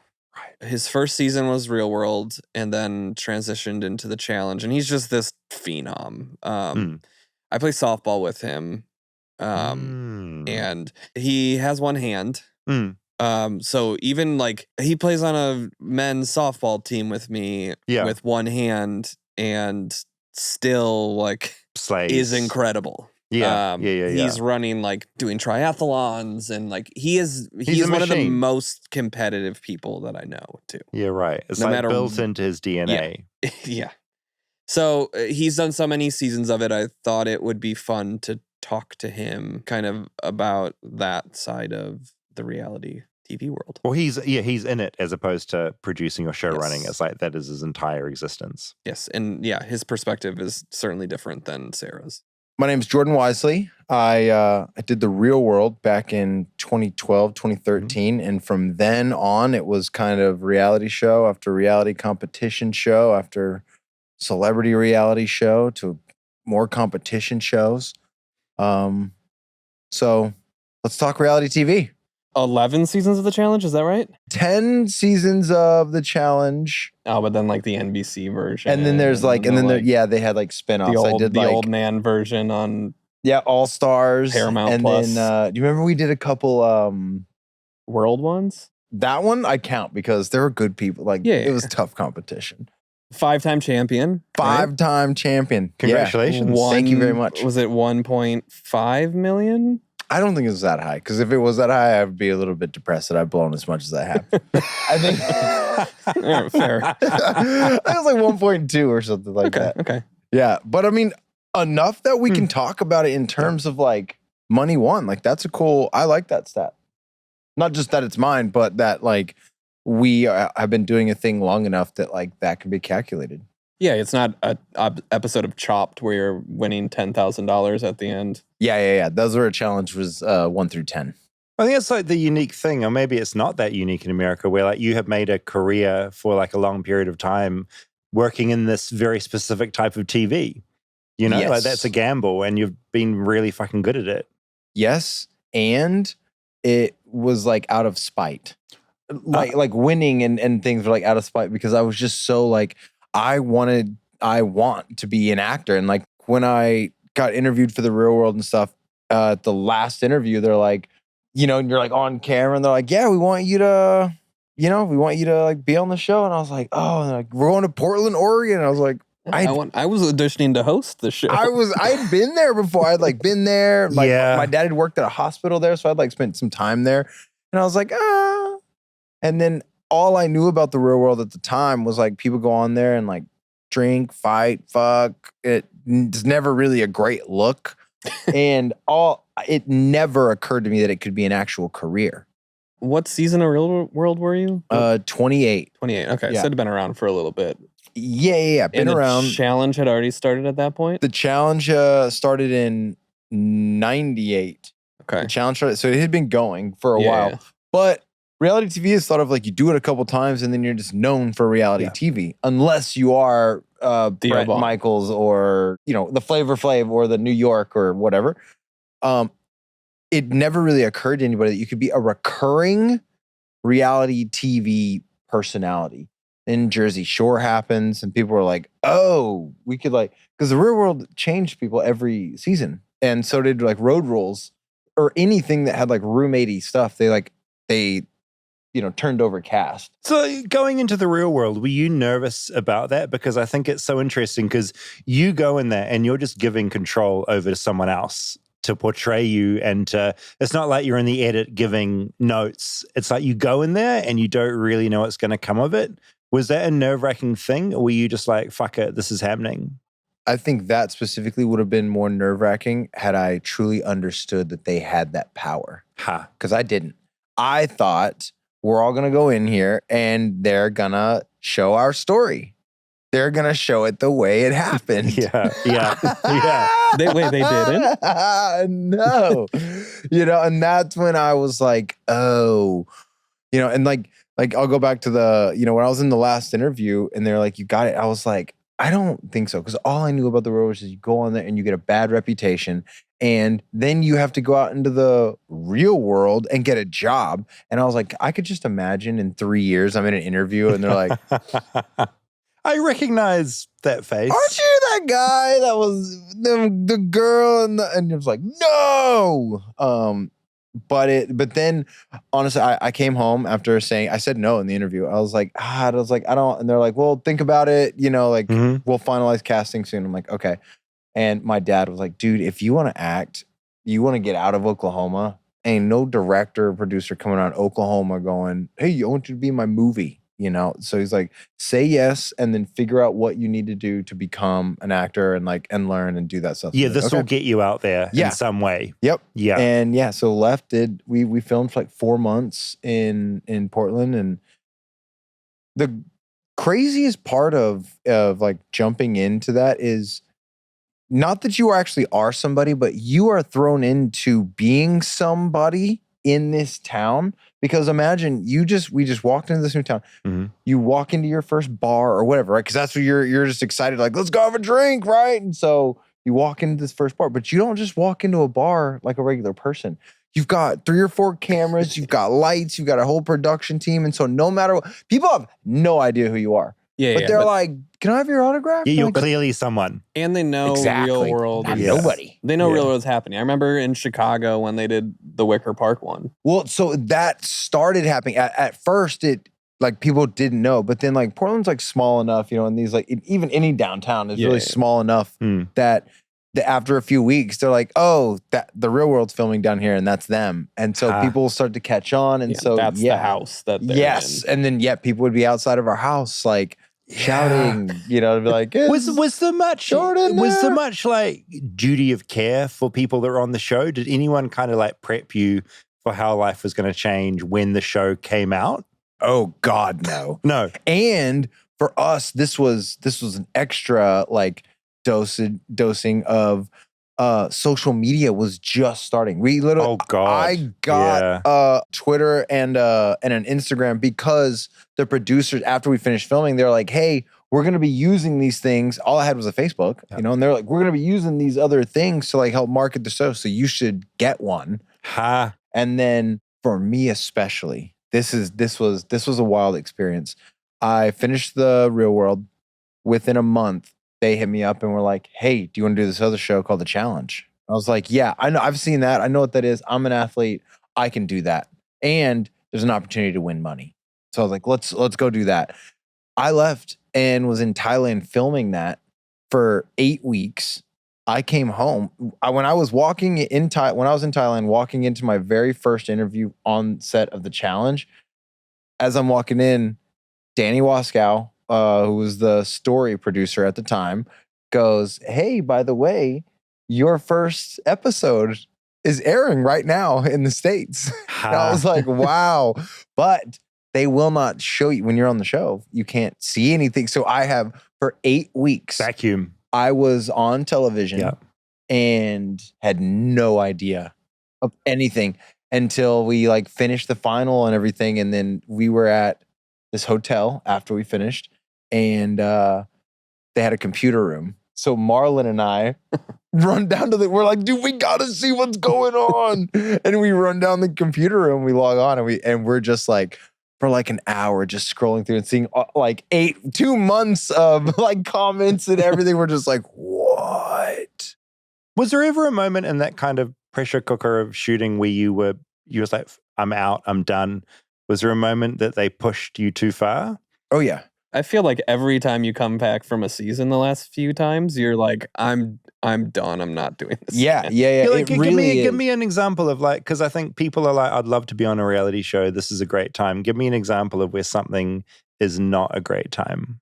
Here's a dumb little thing, right? So this is a real life day for us. Wake up at 5:30 a.m. This is a challenge day. Wake up at 5:30 a.m. Breakfast is at 6:30. We're on the bus at 7:30. It's a 3-hour bus ride wherever we're going. We get there, right? So we get on the bus. We're on the bus ride. Inevitably, somebody has to what? They got to piss. Go to the bathroom. Yeah. We cannot stop. We can't stop. And we're looking at gas station after gas station. We're like, we can certainly stop. We definitely can. People will piss. People will have to piss in cups or bottles on the bus. God, really? Why can't we stop? Well, we haven't, set up the stop and we haven't like security and checked it out. I go, we're not saying film the fucking stop. I'm saying pull over, tell everybody, don't talk about game when you're in the bathroom, which nobody's going to. They're all sleeping anywhere. On a call sheet, they're not doing it. They're pissed on the side of the road behind the bus. Yeah. And this is, but no, can't stop. Can't. A schedule won't allow it. It's not fit in the schedule. We're like, all right. So now we get to challenge location. And they'll always park the bus like a little bit away so we can't like see and start trying to figure out how to like play the game. They want genuine reactions. All good. I understand. We will park next. There's a bunch of construction shit going on. It's a lot. It's a big production. Location. Yeah, it's a big production. 200 to 250 people on set for a challenge day or elimination day, right? It's big. We will have parked the bus near some equipment and some porta potties. And so what do you naturally think? You're like, oh, sick. We can at least go to these porta potties. We'll get up. People will just naturally stand up as soon as the bus stops. And they start to walk off, and security will stand up and block the door and go, sorry, we can't get off. They said, the production in their ear. They said nobody off the bus yet. God. We're like, what do you mean? Like, dude, we got to piss. Come on, man. It's like your prisoners. It is minimum security prison. Yeah. It is. And so they'll be like, sorry, come on. And they're like, dude, come on, I'm gonna piss. And we're like, yo, we've already pissed in the bottles. We've already pissed in the cup. Like, no more bottles to be in. And now, but I go, this is where my brain kicks in and go, you can't give me a good answer. Why? The stopping. Okay, you could write that off with like schedule. Yeah. Okay, so you can sell me on that. Leave a half hour earlier, bake that into your schedule. But that doesn't even on what set have you ever been on that is running on fucking time? No. So a 15-minute stop in the middle of a 3-hour drive, I don't think that's going to be what pushes us to miss our day. Yeah, no. I don't think so. No. Not if you add it to the schedule. No, and the amount of time that we are sitting anyway, because inevitably we will have to sit on this bus for a minimum another 15 to 30 minutes before they finally say, let them off. And the bathrooms are right there. So finally, somebody will go, Jordan, can you, because I do not stay very quiet. I'm just like, nah. Good. And so I go, all right, I don't even have to piss. because I have a fucking adult bladder and I can hold it for more than 3 or 4 hours. But whatever, I digress. Okay, my people, I'll help you off this fucking bus. And so I walk up there and now fucking Biggie or whatever fucking security guard, it comes to the point of I go, all right, well, here's the deal. You're either going to have to put your hands on me and stop me from going out the bus or let them fucking piss. And then they move and then I go, okay, everybody go fucking pee, right? What a fucking rigmarole. We're treated like lights, like equipment that shows up on set. Somebody calls in and they go, hey, Cass is, sir, Miss Cass is here. And they go, put him over there till we're ready.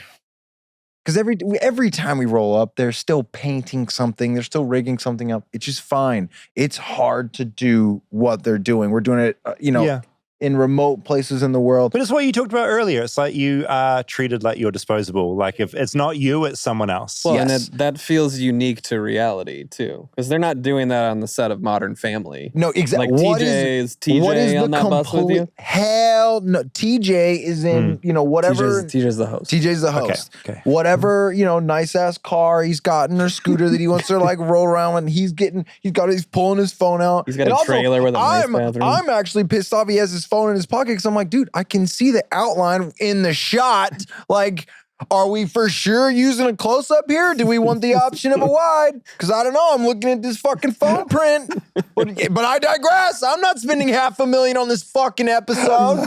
I'll stand here in the sun for 8 fucking hours while you guys go, hold, please. Fucking God damn it. We get a 10 by 10 tent.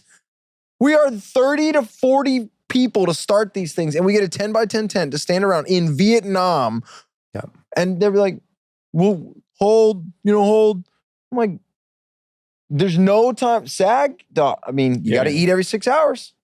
You got to give us a meal.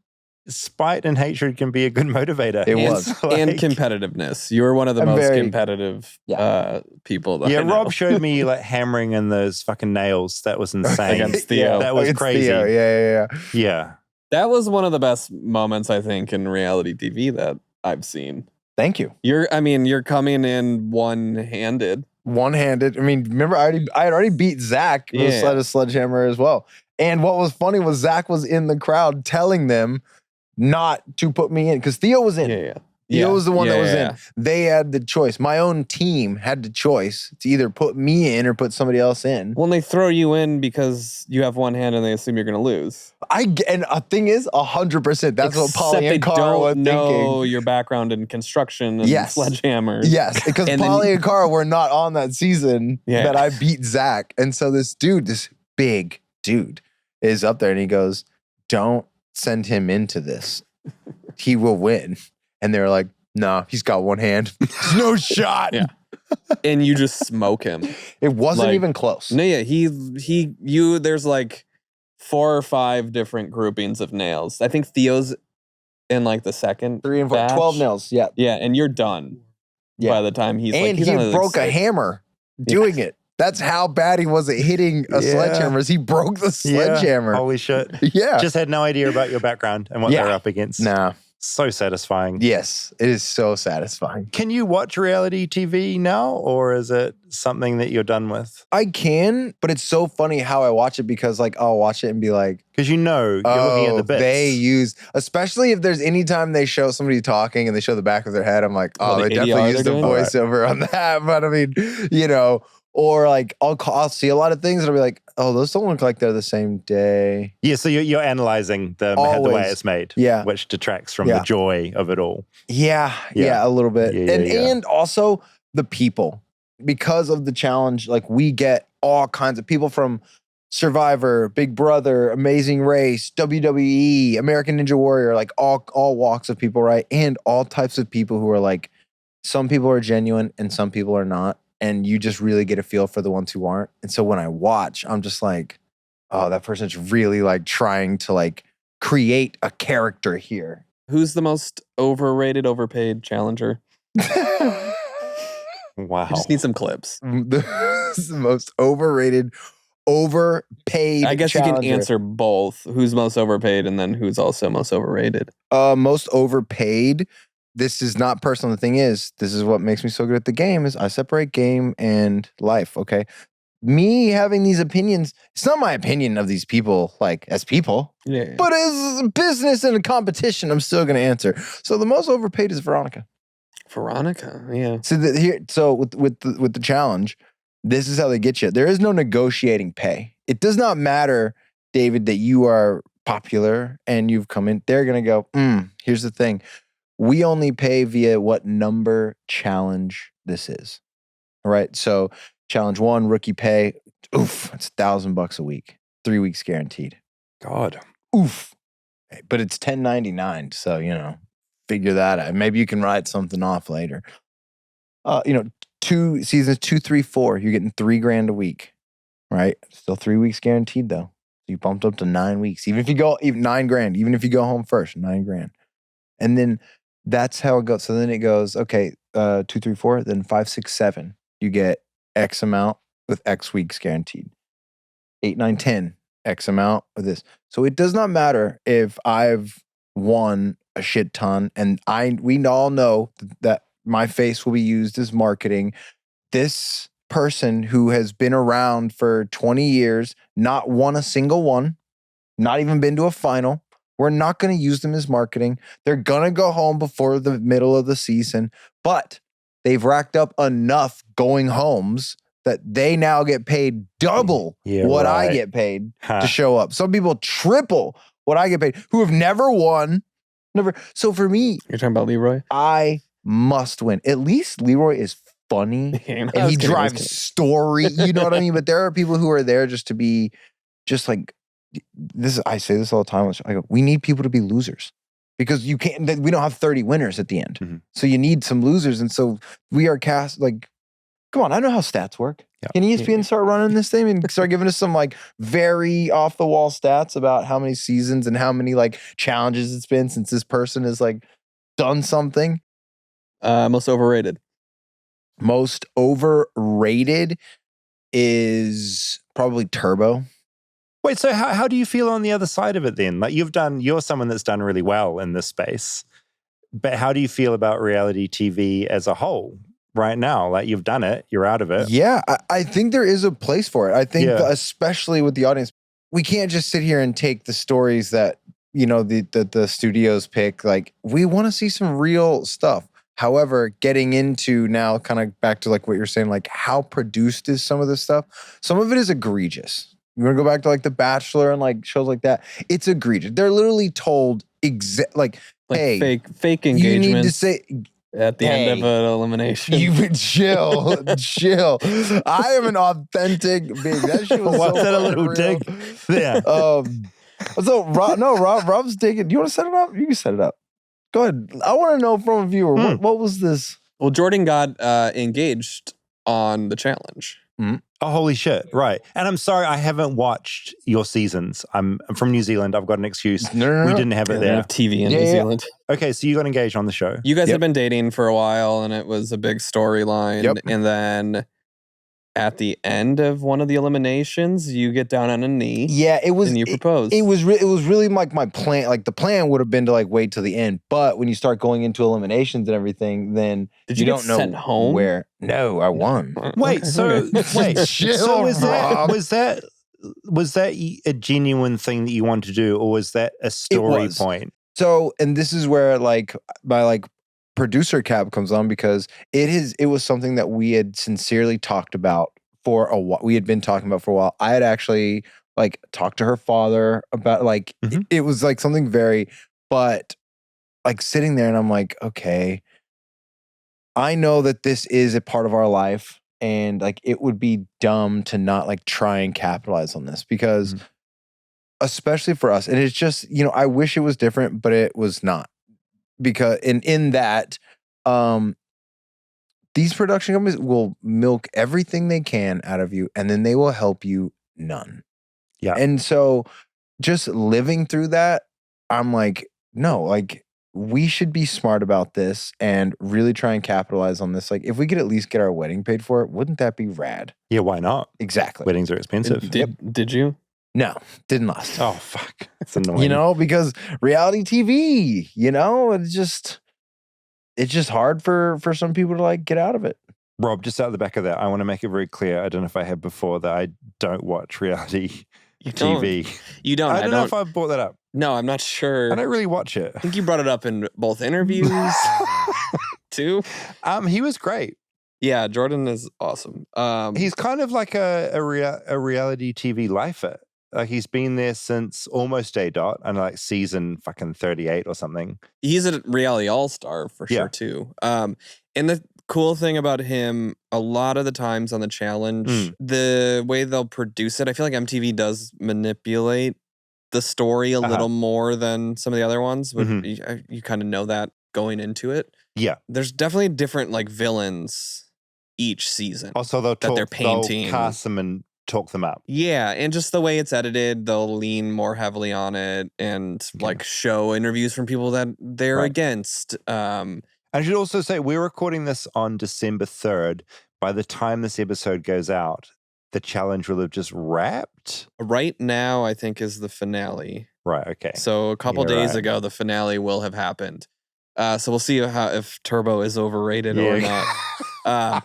But what I was saying, I think Jordan almost always like is a very well respected, liked character in the seasons. Yeah, people like him. He's got like a bit of an ego, which you can tell. Oh no, you need one to survive in this world. Competitive, but never the like shady player doing things that everyone hates that season. Like they do that quite a bit on the challenge, where it's like these are the villains of the season that everyone's against, and it's this group versus that group, and this is the good group and this is the bad group. Well, he's too likable to cast as a villain. That wouldn't work. Like I met him for the first time, talking to him then, and he was fucking lovely.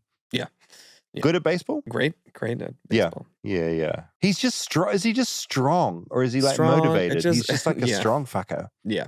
And fast and just good at whatever. I meet people like that and I just realize I have no strength or practical ability. And you meet someone like that and they've just got it down. Like you want those people around when something's happening. Yeah. Because they'll sort it out. What have we learned about reality TV? What are our learnings? I think we've learned, we've talked a little bit about the attraction to it and how it really does morph into what you did, what we do. Totally. And the lines, I think, are much more blurred than people would assume. Yeah, because like you don't watch reality TV. I've never right? said it, but I don't watch it. But I appreciate it. But you're a documentary maker, so you're adjacent. You're a completely. podcaster. I'm in the same pool. I mean, we're all doing the same thing. I think journalism, documentary, reality, we've all got this very weird relationship where there is a level of exploitation where it's that thing where you are using someone in your own narrative, in your own story, and that can't not be slightly exploitative. Yeah, and there's just like weird different formats of it, of like this one's for entertainment, this one's competition, this one in what makes it fall into these different buckets. And I think there's such an art to making a reality show work. It's not easy to do, like from the casting to the storytelling to the editing, all of it. Well, and then you also get into the like brilliance of How to with John Wilson or Nathan Fielder. That where you subvert the entire format. Yeah. Where it's like, we're going to kind of play in this world, but then we're also going to get really meta about it. And well, you've got the second season of The Rehearsal, where you've got Nathan Fielder, who is aware that everyone knows about reality and can now cast a fake reality show to the point where contestants are so aware of the format they don't know it's fake. And they create it for a whole different version. Fuck, it gets weird. Okay. Are you ready for some feedback? Let's get some feedback. So we had a lot of feedback to the auditors episode. The idea of First Amendment auditors, I think, was news for a lot of people, which is great. A lot of feedback. Here's some of it. UG wrote in saying, and I thought this was interesting. It was kind of a different take, because I think it's fair to say that I was fairly disparaging of First Amendment auditors. Yeah, you're pretty harsh. Still am. I think they're no more worthy than shit on a shoe. But Yuji said, long-time listener, I'm concerned about how you view people exercising their constitutional rights. America was founded on we the people, and public servants, from police to librarians, are supposed to serve citizens, not the other way around. The word servant shouldn't be viewed as derogatory. If you remember from the episode last week, the auditor was chasing a librarian around going, servant, do this. Yeah. It was derogatory as fuck. Anyway, this perspective. The word servant shouldn't be viewed as derogatory. It simply reflects that government roles exist to serve the public, even though in reality it often doesn't feel that way. It's very disheartening that you had 2 assistant professors of public law on the show, but no First Amendment auditors, and that you said you wouldn't be open to dialogue with one. We should always be willing to hear both sides. Recording in public isn't political, so it shouldn't matter whether someone is a right-wing libertarian or a leftist. Our rights take precedent over political party. First Amendment auditors' videos have taught me, amongst a multitude of other things, that there is no privacy in public, and they've also taught me about the right to FOIA someone, Official Information Act. Auditors raise awareness about people's rights, and that's important because there are so many videos showing that government employees, citizens, even police, the people who enforce our laws, often don't know the rights we're supposed to live under. And that is certainly a perspective. Well, I don't think either one of us had an issue with the idea of a First Amendment auditor. Absolutely. It was the execute. I mean, we even specifically Agreed. said, like, go hold people accountable that need to be held accountable that aren't doing what they're supposed to be doing. Yes. And leave the poor woman at a library that's being harassed alone.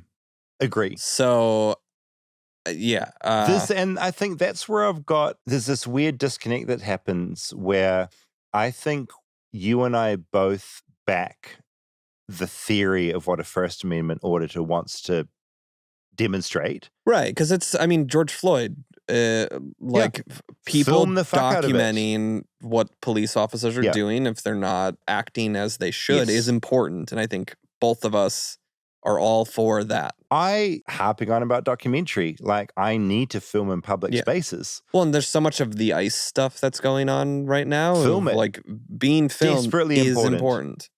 I think where it becomes deeply annoying, and what I think a point I'll probably clumsily make, is that it's kind of like what came up during the pandemic with the QAnon crowd that were trying to catch pedophiles. And it's like, we are all very anti-pedophile, but no one in that conspiracy movement that was trying to catch a pedophile caught a pedophile. No. It's like the people that found Jeffrey Epstein were journalists. And I think the whole idea of First Amendment auditors kind of holding people to account, and none of them are revealing anything that is actually important. They're purely trying to make a point, but in making the point, they've been fucking annoying. Yeah, I mean, to everybody around them.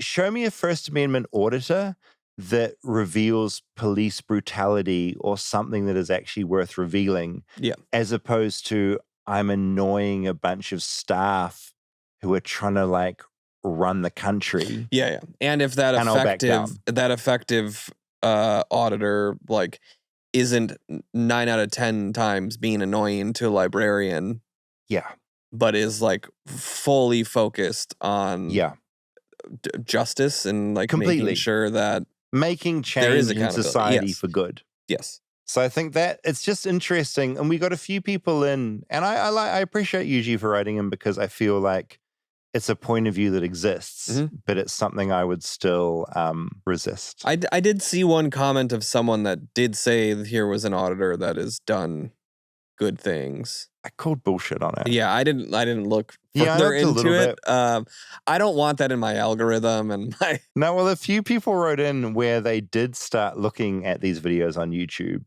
and very much it got into their algorithm. Yeah. So actually, Richard, this is my next bit of feedback. Your topic this week made me laugh when I read it. It started with a random video on Facebook of an auditor. After watching if the algorithm did its thing, now I've been inundated in my feed with audit videos. And I think that's the thing. Like, this is so it's so big. Yeah. And once you tap into this on Instagram or TikTok or YouTube, you'll see a lot of it. It just takes over. I've gone down the rabbit hole on this topic. I find it hard to explain, but they keep dragging me in. On one hand, I understand the idea of what they're doing with people's rights being such a hot topic. But as you say, they're just really, really annoying. I mean, do we want to offer the opportunity of, like, if there are videos of good auditors doing I want to see them. Things, send them in. I'll happily see them. We'll post them on our Patreon. If an auditor has done something good in the universe, our Patreon I fucking want to see. It's just going to turn into another auditor channel. An auditor channel because Jesus. I think we can both you imagine? We both are confident enough that we're not going to get that many good ones. Oh, I guarantee you, there's not one auditor that has done anything worthwhile. Peter said, I just wanted to share how much I loved your episode on First Amendment auditors. I appreciated the compassion when talking to the librarian and her daughter who bravely shared their story. Kudos to them. Michael just wrote in with a subject line, fucking auditors, which I appreciated. Long story short, my wife and I dealt with him a couple of years ago. My wife worked for a smaller township here in Michigan, and the whole office was under fire for a bunch of bullshit.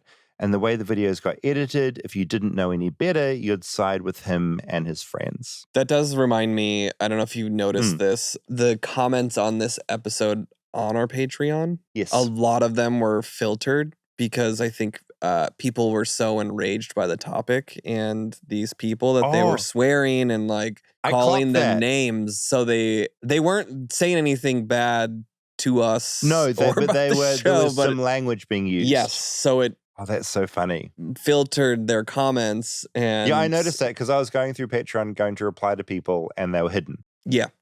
That's so funny. It definitely...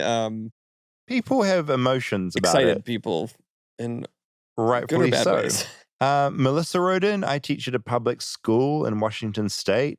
Last year, we were alerted to First Amendment auditors visiting school districts across the state. They target school offices, selfie stick in hand, and demand all the information that Betsy was asked for. Names, hire dates, salaries, titles. The man who did this called himself James and dressed in full costume. Don't know what the full costume was. I think he attempted to visit schools, which adds a different level of intensity to the whole thing. Yeah, once you had kids. Oh, yeah, stay the fuck away from kids. Like you said in the episode, they're targeting some of the most altruistic people in our society. I don't know anyone out there arguing that teachers, librarians, and other public servants make too much money. I'd love to challenge any of these auditors to come teach middle school for a day. These YouTuber bullies wouldn't last 15 minutes. And just finally, Lauren said, you said that you didn't think they'd go to a courthouse or a police station. I work in a courthouse and have dealt with one of these asshats before. Our county manager building is next door, so I referred him over there for any county-related questions. I handled him fairly well. Then one of my co-workers came up and started yelling at him about not videoing, which again, worst thing you can do with an auditor. Which is obviously exactly what he'd want. She called the deputies that handle court security in the building, and they told her he had a right to video, which again, a First Amendment auditor would go, that's my point I'm trying to make. Who gives a shit? Anyway, I never searched for the video, but I'm sure it's on YouTube somewhere. Okay, another topic. We discussed the phenomenon of entering a bookstore and needing to evacuate. A bowel movement. Or bladder? Bladder? Bowel? Bowels. Bowel. I always want to wee. I think that's, maybe the same. Lisa writes in, I don't have any scientific evidence about pooping in bookstores, but I worked at a Borders around 2006 while I was in college, and I can give anecdotal evidence that is truly a real thing. We were in a big store with relatively small bathrooms, just 2 stalls in each, and had to deal with a lot of accidents. The word accidents is never good. That's wild that there's an over-indexing in people shitting themselves in bookstores. Yeah. One memorable December night. She's remembered this for 20 years now. We had a lot of people in the store, and I guess all the stalls were full. So someone took a massive dump in the ladies' room sink. As Borders was a large corporation, thankfully, those of us hourly employees that were there were not permitted to clean up hazardous waste, and thus a special cleaning crew had to be called in, leading to the bathroom closed for a few hours. This led to an even worse backup in the men's room and a lot of unhappy customers. I'm not sure if the coffee stops at bookstores play into this phenomenon also, but it's definitely real. I saw a friend yesterday that's from Ireland, and she had mentioned that America seems to have more poop accidents than other countries. Ireland? At least Ireland. She lives in London. Interesting. Are there a lot of people shitting themselves in New Zealand? No, I've never run into a poop in a sink. Yeah, in New Zealand. I've the movie theater I worked at, someone shat in the sink. Are you serious? At one point in the women's room. God. Someone has on the stairs there. I don't know. I just can't. Is it uniquely American? I think it might be. Yeah, that was her theory, was that that there maybe is something about our diet, or it's either a lack of bathroom access. Diet. That was my initial thought, was maybe it's diet, maybe it's what's in our food. It's horrific. It's the amount if Americans the are First consuming. Amendment auditors could start documenting some of that, I would have some time for them. Well, maybe an episode on when did Flightless Bird's numbers plummet? I think it's when you did the episode about shitting in sinks for 2 hours. Why Americans shit themselves as much as they do. No, it's valid. We talked about struggling to pee in front of people. Dan has the same problem. Apparently, the condition is called paruresis. Oh, we have a disease. Or shy bladder syndrome. I could honestly be at breaking point where I'm about to piss myself, and if someone walks up next to me, I just can't. They're standing there looking like a weirdo, standing there just doing nothing other than holding my penis. I've found that sometimes I can pick a spot on the wall and count anything, but I can just try to take my mind off it. Otherwise, I just use cubicles if they're free. It's the worst feeling. I would like Paruresis. I'd like to reassure him. I think he's not looking like a weirdo if he's just standing at the urinal. People aren't aware if you're peeing or not. I agree. It's much more. I've had that thought too, where like, I'm not peeing right away and I'm just standing there. No. They don't hear that I'm peeing, but no. It's like that thing where like you're walking around with a pimple, like you feel like the whole world can see it. No one gives a shit. It's just you're worried about it because you're in that moment. So stand boldly, gripping your penis stand at a urinal, not peeing. Don't worry about it. Finally, Taylor, because I think we got on to talking about phobias at some point with the sound of chewing and eating. Taylor said, I thought I would share my weird phobia with you since it came up. I have a phobia of dry hands and feet. And I was intrigued by this. I was like, what do you mean by this? Specifically, them rubbing together or touching me, like the ridges and fingerprints or even dry shoelaces. One time I was behind a man at the bank that was rubbing his hands together for a long period of time to get warm, and I had a panic attack. I had to leave without even cashing my check. I believe it would be classified as xerophobia, Xerophobia. It's a hard one to have, as many people like rubbing their hands together. You are almost rubbing your hands together now, Rob, but away from the microphone, which is very respectful. I don't love the dry rub either. Really? Yeah. It gives you an uncomfortable... Yeah, there's like a texture thing I don't like. Even like the idea Well, yeah, it's like they said on shoelaces was a problem. Oh, so you've got a bit of that. I think so, yeah. And like couch textures, I'm pretty particular about. It just, I'm afraid to go sit on that couch, but I don't like certain. It's a friction. It's like a roughness, I think, more than a friction. But so maybe you a like bit of that. Things lubed up and smooth. Or just soft. Like, so just this is a serious question, but for you, dry hands rubbing together would be less appealing than a lubed up, wet hand rubbing. Yeah. Is it not for you? No, I like it. I'd rather have I feel feel that's more repulsed by a lubed up, wet hands rubbing than dry hands. That's all. Yeah, wet lubed up hands sounds gross. That's like covered in slime. That's what you want, apparently. But I dry is clean and fresh. I feel the like burn of that. Also, it's like you sort of think of how it feels. Yes. Interesting. Where like, yeah. Okay, if you have a phobia, it's always flightlessbirdchat@gmail.com. Yeah, send us pictures if you have them too. Of what? Shitting in a sink. To post on Patreon. To post on Patreon. Remember our Patreon rewards things we will do for you as we reach certain subscriber levels. Yes. At patreon.com/flightlessbird. Yeah, we'll see you there. So 1,000. David's going to get an egg cracked on his head, and we're going to do a marathon screening of Lord of the Rings. First in, first served for Flightless Bird listeners. Come along to the screening. If we reach 1,500, Rosabelle's coming. We are flying her to LA, and we will quiz her about what her first email address at hotmail.com was. We should shoot like a Coming to America type. Be fun thing with her. I should note I haven't told Roosevelt we're doing this shit. Yeah, I know. She doesn't listen, so she won't know either. She won't know. What's the next one? Was it tattoo at 2,000 matching tattoos that the Patreon community will decide on. Flightless Bird themed. Yeah. Not on the face, but on the bod. Yes. So, and for 5,000 subscribers, we will do some more episodes of Dark Tourist. We did a season on Netflix in 2018. Ever since then, Netflix, they didn't want any more. I don't know if it was the pandemic. They might have hated it. I don't know. Ever since then, I've been plagued by people saying, "Where's Dark Tourist?" Yeah, I'm adjacent to you. Yeah. And I've seen you harassed about season 2.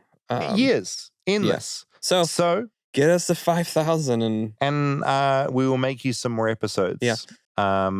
We had a season 2 planned out, so like I know places I want to go. Do you think it'd be to fit the tone of this show? Will it be American based? Or are you going? I think I would only to think about this more. I think 1 episode in America. I think 1 episode offshore. Mm-hmm. I think I'd like to do that. And it probably depends on if you make it back. It does, if I actually can get back into the country or not.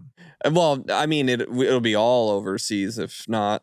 Well, yeah, no, never back in again. When we get to 5,000. Yeah, right, purely over. So those are our 4 tiers that we'd like to reach. Thank you for supporting the show always. Patreon.com/flightlessbird.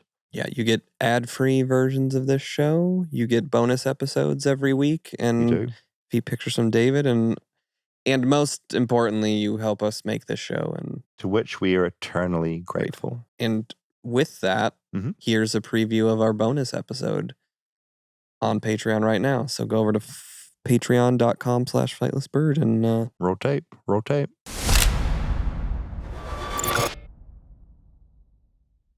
We are doing today the Q&A sesh. Yeah, let's do it. Okay, I'm going to hit you up, Rob, with Alice's question. This is one of these hypotheticals. Would you rather be abducted by space or underwater aliens? Space is too vast and scary. Rob, would you be willing to do more conspiracy stories in Flightless Bird? Love learning about people's weird obsessions that I've never ever heard of. From Danielle, who sings the original Flightless Bird intro. All right.